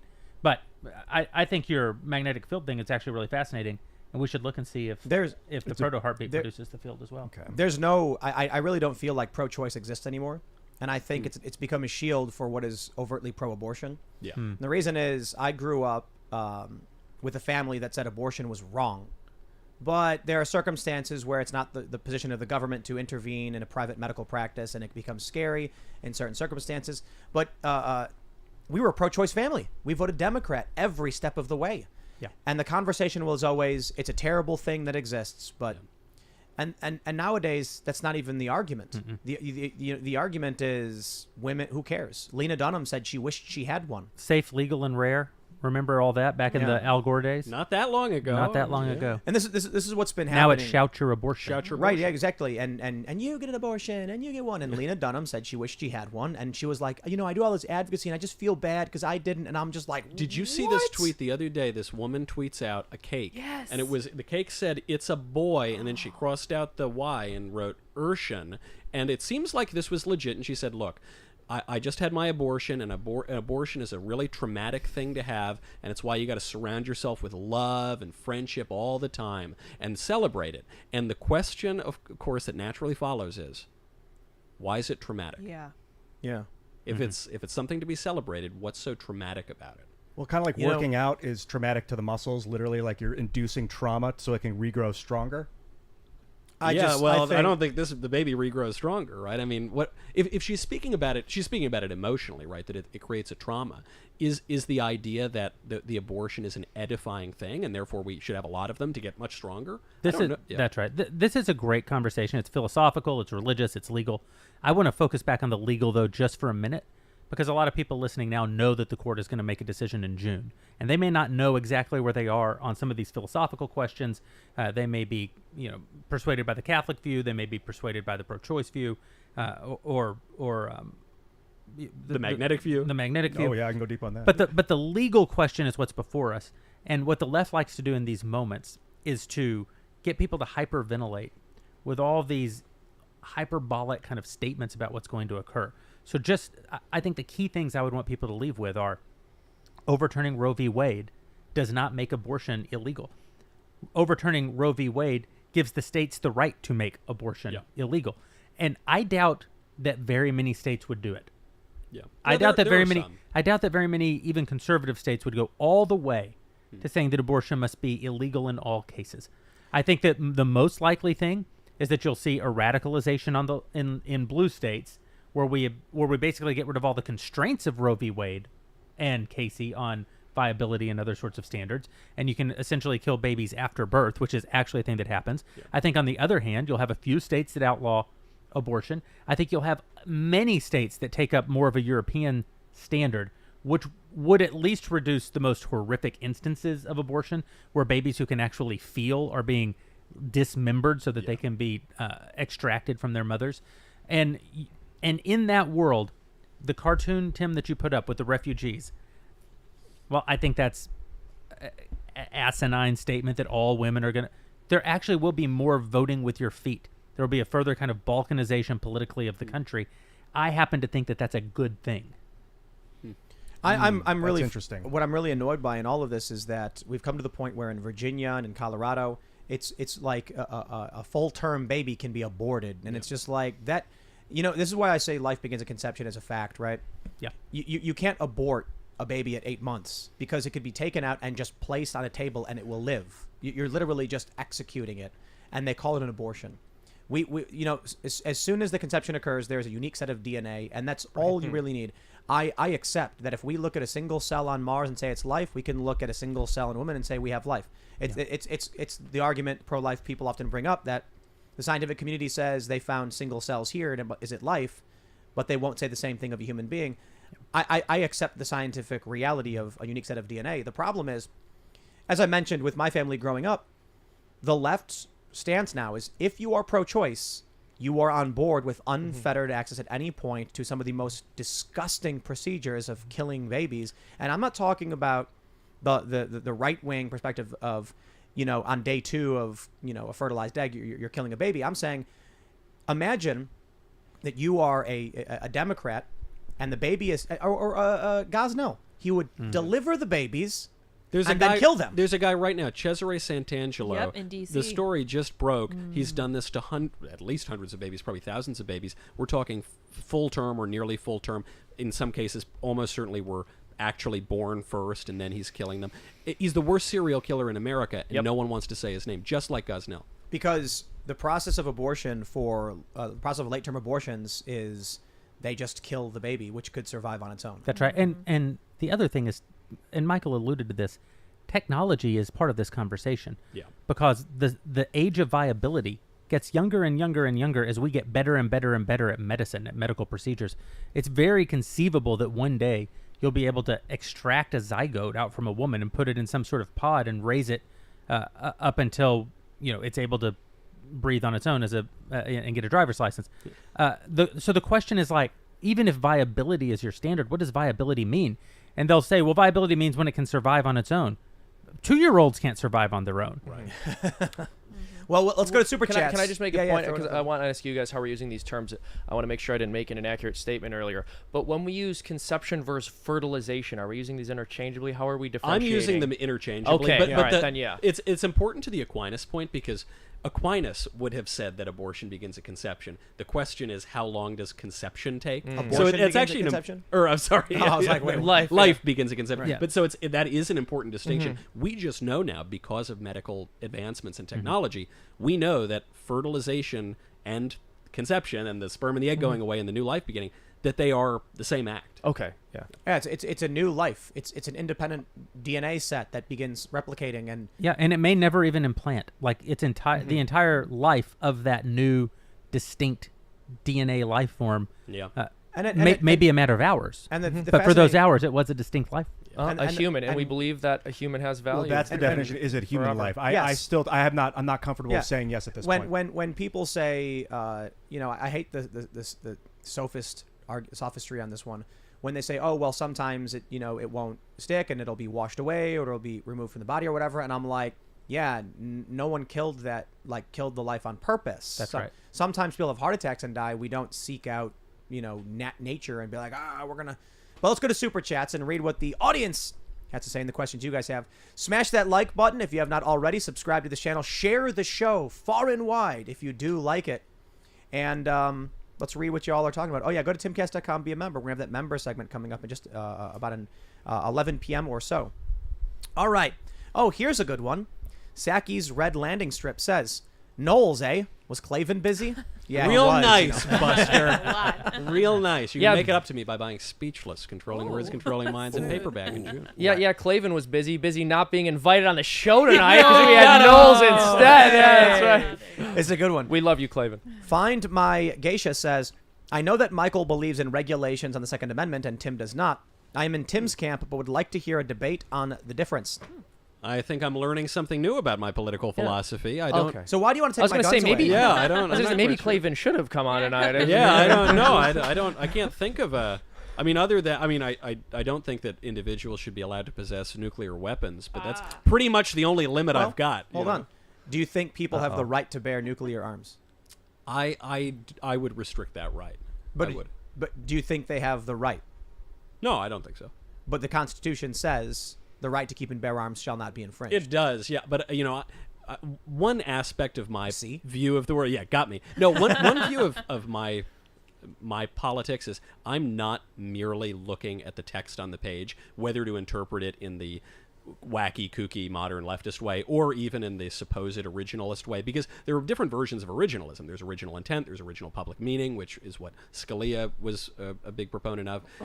I take into account the American tradition. I think that the tradition matters. I think the way these laws have been understood over time matter, and so I've never seen the right to keeping a nuclear arm privately recognized. So I'm fine to let that one go. That's because they stole it. Corsairs and privateers were commonplace. Yeah. Private man-o'-war with grape shot could level a coastal town. It was owned by a guy, the East India Trading Company. The founding fathers we believed we were allowed to have cannons. They had I'm all for cannons. multi-barrel. So at what point did we say the government has the right to keep and bear arms that we do not? Well, certainly by the point of the development of nuclear weapons. I mean, I'm not disagreeing with you that you could have privateers, and I'm all for sea shanties, so sign me up. I'm all for people having cannons or whatever they want. But so yeah, I think that the real distinction is I'm not saying people should have nuclear weapons, and I think I agree with you. I think as I stated on the episode when we talked about this, where the left took it out of context to try and claim I said they should have nukes. I said I think we could all come together on this one and actually amend the Constitution to say, yeah, except nukes and biological weapons. I think most people would be like, yeah, we're cool with that. But it is worth pointing out when we talk about the Constitution, there's two separate things we're talking about. There's capital C Constitution, which is that piece of paper, and then there's the lowercase c Constitution, which is how the government actually works. And so I love the sheet of paper. I'm all for the Constitution. I'll defend my constitutional rights tooth and nail. But we also have to accept that the way our government works is not merely dictated by a piece of paper, but the way we live it, and we've lived it for centuries. And if we deny that reality, we're not going to get very far in politics. I think my point was that right now, individuals under the Constitution do have a right to keep and bear any arm. Period. That that the Constitution protects that right. If we don't like that, and I think most people wouldn't, it has to be amended. You can't just one day wake up and say we've all agreed Does the Constitution. It, though? I mean, we practically don't have that right now. Right. You're right that the text doesn't say that, and we haven't had to change it. So it reminds me. I'm inclined to agree with you, Tim. That I think that the best use of while Michael, what you're saying is true, I wish that it were not. Yeah, right. I think that we are supposed to be governed by the Constitution with a capital C, and that if there are things about the capital C Constitution we don't like, we're supposed to amend the Constitution, and that the real problem is that we've moved away from the entire concept of enumerated rights. So even the fact that we're talking about the Second Amendment as though that's the guarantor of our right to bear arms, even that is a misrepresentation of the founding intent, which was that Congress didn't have any right enumerated to them to deal with this issue in the first place. And even further, Scalia, he said, he interpreted the Second Amendment to mean that you could have any commonly held arms. And where did he get this from? Well, I don't know. He said he was a soft originalist, that he wasn't this hardline originalist. And the fact is, I got to meet the guy when I was a student. And we were all asking him about the Bill of Rights. And he said, who cares about the Bill of Rights? Yep. What protects your rights is not the Bill of Rights. What protects it are the institutions that the real guts of the Constitution set up, which have been changed and, I think, decayed over time. And so when I'm talking about the lowercase c Constitution, I just mean, as a practical matter, the way that we're actually going to maintain our rights and our liberties and our traditions is is by the way that we live, by the way that we're actually governed. The very fact that administrative agencies make all of our actual laws now is something that we have to grapple with. That's the way our Constitution works. It's not just a bill up on Capitol Hill. You know? All right, let's read some more. We got Christina H. who says, can the Daily Wire make the novel 1 Second After into a movie? It's about a small town trying to survive after the U.S. is hit with an EMP attack. Excellent shows this week, y'all. Thank you. Looking forward to Miss Cooper tomorrow. Well, there you go. They want 1 Second After. Have you guys heard of that? I've not heard of 1 Second After, but we're making lots of movies and TV shows and kids content. And as Michael has shamelessly promoted his book, I will shamelessly promote the work of the Daily Wire and say that we're busy building alternatives, cultural alternatives, because not only are we not ultimately governed by the capital C Constitution, more's the pity, we're not really even governed by the lowercase c Constitution. We're governed more than anything by the lowercase c culture. And more than that, even the technology that we have that allows us to formulate the culture. Like if someone can shut you out of the town square, you're not able to influence the culture. Well, speaking of shameless promotions, Freedom Tunes is still not to 800,000 subscribers, All right. and we released one of the best videos we've ever released. Yo, Go over there I and just want to sub. shout out Jeremy's Razors. Go pick one up. Jeremy'sRazors.com. Neil Sawyer. I hate Harry's stuff. Oh, I hate Harry's.com. Neil Sawyer says, That's why you want to nuke. I'm just saying that it's strange that I've never seen Seamus and Ben Shapiro in the same room. Use that information as you will. Well, you might. Someday. Relatively soon. Okay, gang. Here's the thing. So if you're going to accuse me of actually being Ben Shapiro, that's actually ridiculously offensive. Okay, Ben Shapiro is not nearly as intelligent or handsome as I am. Oh, all right, my. folks, and he knows it. He knows it. Fighting words. All right. Oh, man. wild. You see, they're starting Dude. it again, and it's Michael's fault. I was Oh, listening to no. a review of the show, and I heard Ben, and I thought it was you. my It's, God. I don't know. It's time By the warp. way, okay. All right. Being doing? second to Seamus in intelligence and handsome, it's not an insult. Right? I'm not insulting Shapiro. Right? It's very high bar, okay, gang? They're starting it again. I blame Michael for this. Eric Miller says, Tim, you've heard of Hanlon's razor, but have you heard of Jeremy's razor? To that which you can pay tribute to wokeness, you can pay tribute to freedom. You can use that if you want, Jeremy. That's pretty good. Wow. Fantastic. How's the Thank you. razor company going along? Yeah, and you've heard of Occam's razor. No, the razor company is doing great. Since I was last with you guys, we've sold 30,000 more razors, and people, I think people are amused by the fact that that we're having a good time actually building these alternatives and challenging the sort of leftist homogeny in our economy and in our culture.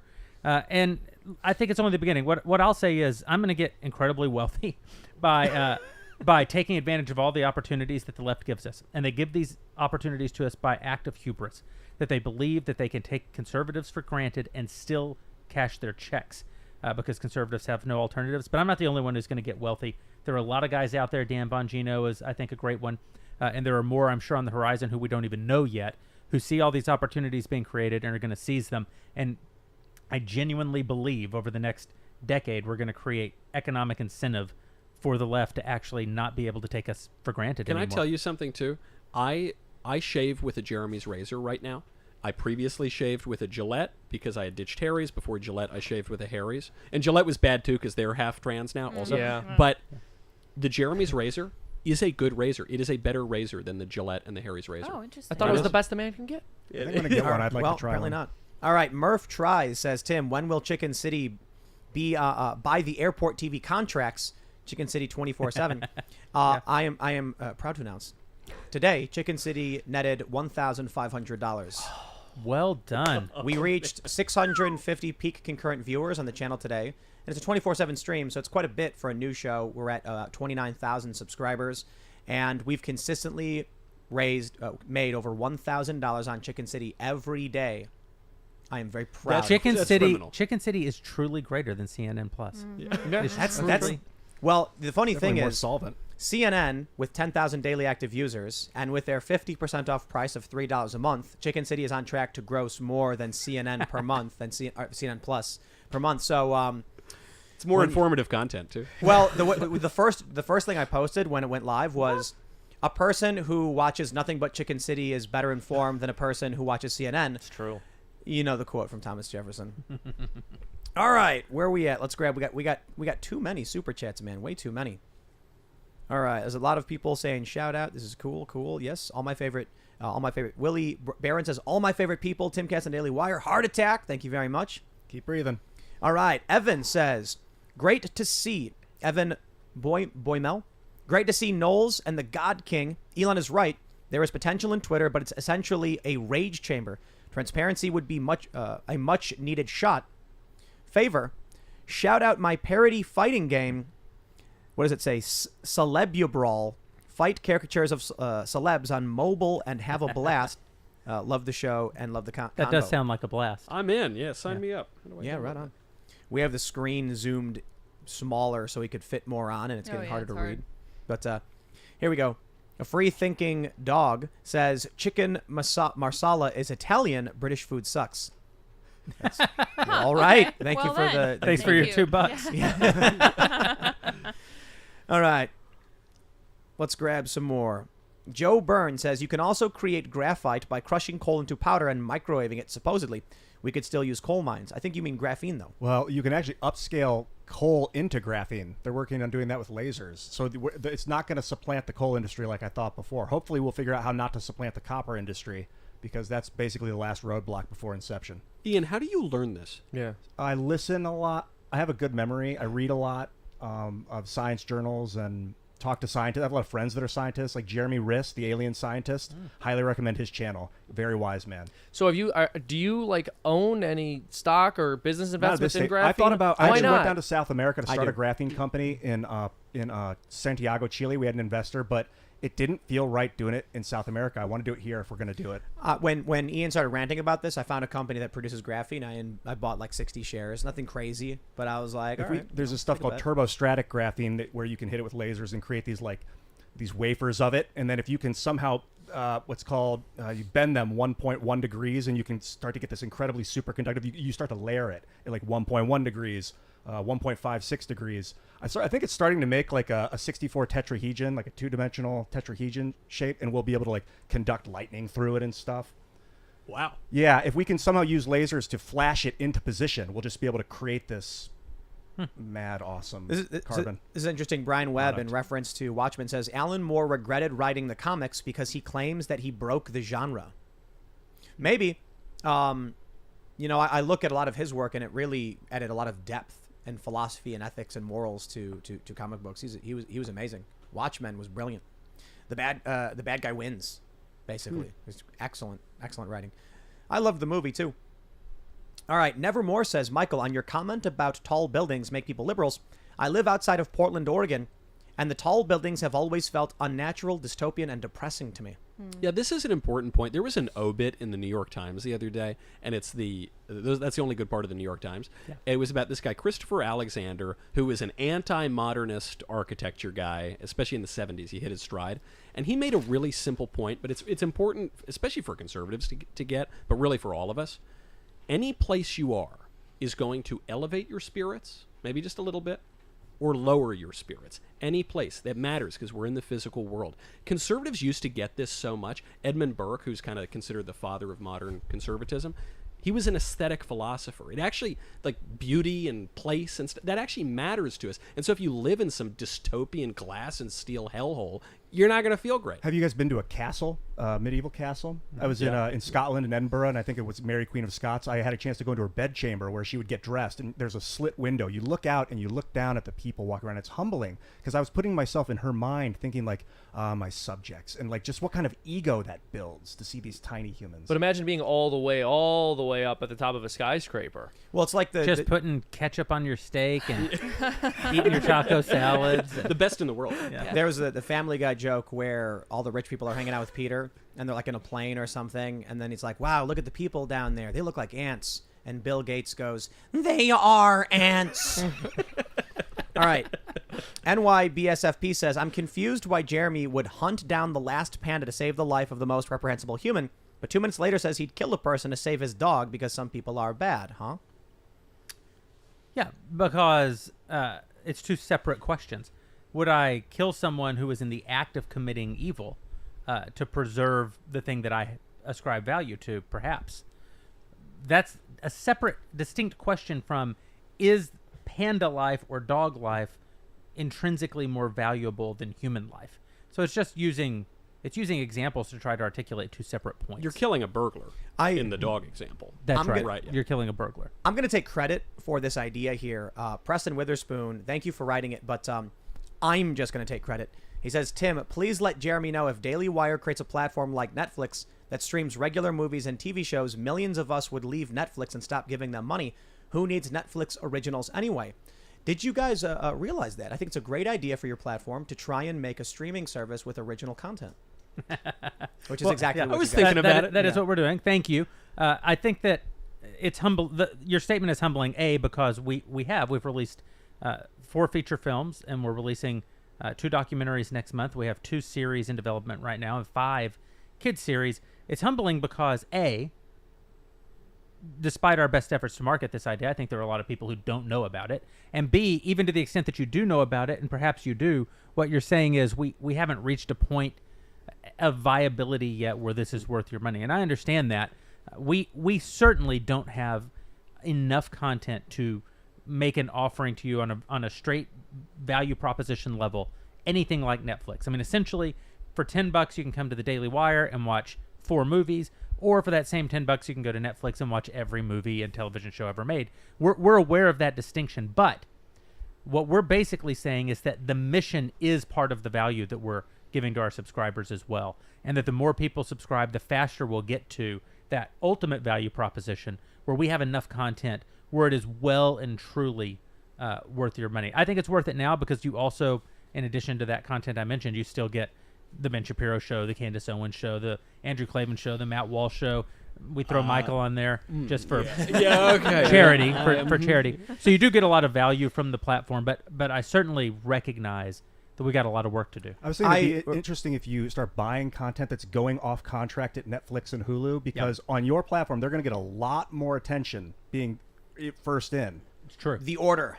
I like that show. It was like a teeny bopper CW style werewolf thing, and I was watching it, and then I was like, "They're not making another one, man." I was enjoying it. It was, the TV was on, but anyway, let me just say, I have an LG TV. There's no OTT app for some of these smart TVs for Daily Wire, and I wasn't able to watch it. And then on our Sony TV, I don't know if I'm just doing something wrong or if you guys are, moving. Are you going to get the OTTs? Yeah, we're building OTTs actively right now. The couple that we have, Roku and Apple TV, are getting improved because they're not at the level that we think they should be.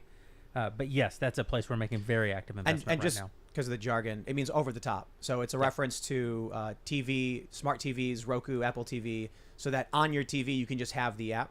So you can currently on Roku and Apple TV. That's a product that will improve. Samsung, Vizio, those are all I think in development right now. I think you're a victim of your own success in that everyone is so eager and excited for the prospect of real content and good content that they expect you to have it instantly. Yeah. And I think a year you guys are going to be the snowball rolling down the hill with great speed. So I'm excited for Thank you. for sure. All right. What is this? Prometheus says, make wearing swords fashionable again. Amen. Ian, have you heard of Borafine? Daily Wire anime when, God King? Would you like to answer first? Not soon enough. I think Borafine, I've heard this is like the 9th time someone's told me about it in the last 2 weeks. So it's boron. It's similar to graphene. I think it's similar structurally, but it apparently is incredible. Orange Red says, Tim, in the movie The Good Son, an aunt has to choose who to save, her nephew or her son. Watch it. Macaulay Culkin and Elijah Wood played the kids. I think I saw that when I was real young. And isn't like one is a bad kid and one's a good kid or something? Like just a genuinely evil child, yeah. And there's a whole debate between whether it's psychopathy and mental illness or just true evil. Like you've What got, you boil it down to. 2 kids that are in a river going down full speed, and one's just a really nice, good kid who wants to help everybody, but the evil kid is holding the cure for cancer. Yeah. I would kill Macaulay Culkin, I think. Oh, wow. And of course the evil kid has the cure for cancer, right? How do you come across that? He stole it from a lab. Exactly. And you're like, oh, I gotta Because save that him evil now. kid is big pharma. I He's think not the going to give it to us anyway. Don't save All right, it. hold Nuance. on. Let me fix the scenario. The evil kid and the good kid are both in the river. The evil kid has the cure for cancer, and you have a very powerful net gun that just so happens to fire 2 nets at the same time, tethered to a rope that will save them both. That's what I'm talking about. That's one a of- moral but- dilemma. You're not bound by reality. But one of them is ugly. Yeah. Okay. You shared it one with of the other kid twice. 2 good kids. No, we saved them. Of course. All right. What does it say? Zaka Inen says, no matter the impossible choice, no one gets out of this alive. Love this conversation. It was good. In the end, we all will meet our maker. All right. And maybe even during Lex- the process. Yeah. Lex McCormick says, "You 3 Christian men, how can I hear God? I am lost but seeking, and am met with silence. Other Christians tell me that evil seeks signs and wonders. I hope I'm not evil, but I do wish God would speak to me so that I might know him." As my priest said once in the introduction to a book, an evil generation looks for signs and wonders, but a stupid generation ignores signs and wonders, and they are there. The Christian view of the world is rich in symbolism, but you're not gonna be hearing a voice come out of the sky probably anytime soon. So maybe you will, I don't know. But where can you hear the word of God? Well, I've got 2 really simple answers. They're not going to sound cool and mystical. Go to church and read the Bible. That would be a good place to and pray. That would be a good place to start. I just want to point out that I just think the idea that there is some greater power that created everything, that there's some kind of purpose to all this, and that there are signs for us to see is completely absurd. What makes more sense is that an advanced species created all of this for some purpose, and that we're here for a reason, and there are signs in the system, like a godlike species. Yeah, right, like a godlike outer species, space. right? But Not a god, but though. or like a god. You make a great point. Not a real God. but we love talking about the. May I say something to that last question, because it's such an important question, and I always like to point out that if you read the narrative of the Gospels, Christ went through the Galilee and drove out all disease. It says that he went from village to village and healed everyone, and this was his ministry for several years. It culminates in the events that precede Palm Sunday last week with the raising of Lazarus from the dead. He literally speaks into the tomb and calls forth Lazarus, who's been dead 4 days, in the presence of people who believe in him and people who don't believe in him. And no one contested these miracles. In fact, it says that the high priest, I referenced this line earlier, but without context, that the high priest himself said after that, essentially, it's better that one man should die for the nation. That in other words, they began to plot to kill Jesus, not because they didn't believe in the miracles, but because they did. I say all of that to say, even people who literally heard God speak, people who literally stood in the presence of God's Son and watched him call forth the dead to life, didn't believe. And so I understand the desperation of non-belief, and I understand the longing that is in the human heart to hear God directly, that you might believe in him. But it is a mistaken view. If you did hear from God, there is absolutely no certainty that you would believe. And so the better thing to realize, I think, is that what God values most highly is faith.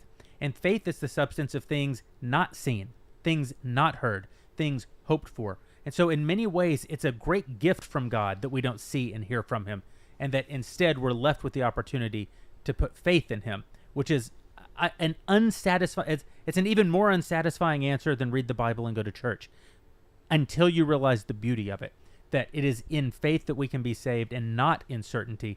And in that way, it is quite a gift from God that we don't always hear his voice or see his face. All right. Our strike says, Tim, when I asked if you'd change your mind on possible fraud of Republicans, if Republicans lost midterms, you dismissed it, and I felt disrespected. It was a sincere question. I did not dismiss it. I'm sorry you felt that way. What my point was, in 2018, I was adamant Republicans were going to win and win big, and then they didn't. I didn't assume it was because they were cheated. I assumed it was because I was wrong. If in November the Republicans lose, I'm going to assume it's because I'm wrong. If evidence emerges of direct actions, I will consider all evidence. So the challenge I have, especially with like 2020, is we get stories about the campaigns run by Democrat politicians, the deals they cut with Republicans, voter in the park, the universal mail-in ballots that was recently ruled unconstitutional in Pennsylvania. And I say all of that is just actual politics that resulted in a shadow campaign that saved the election, is the best way you can call it.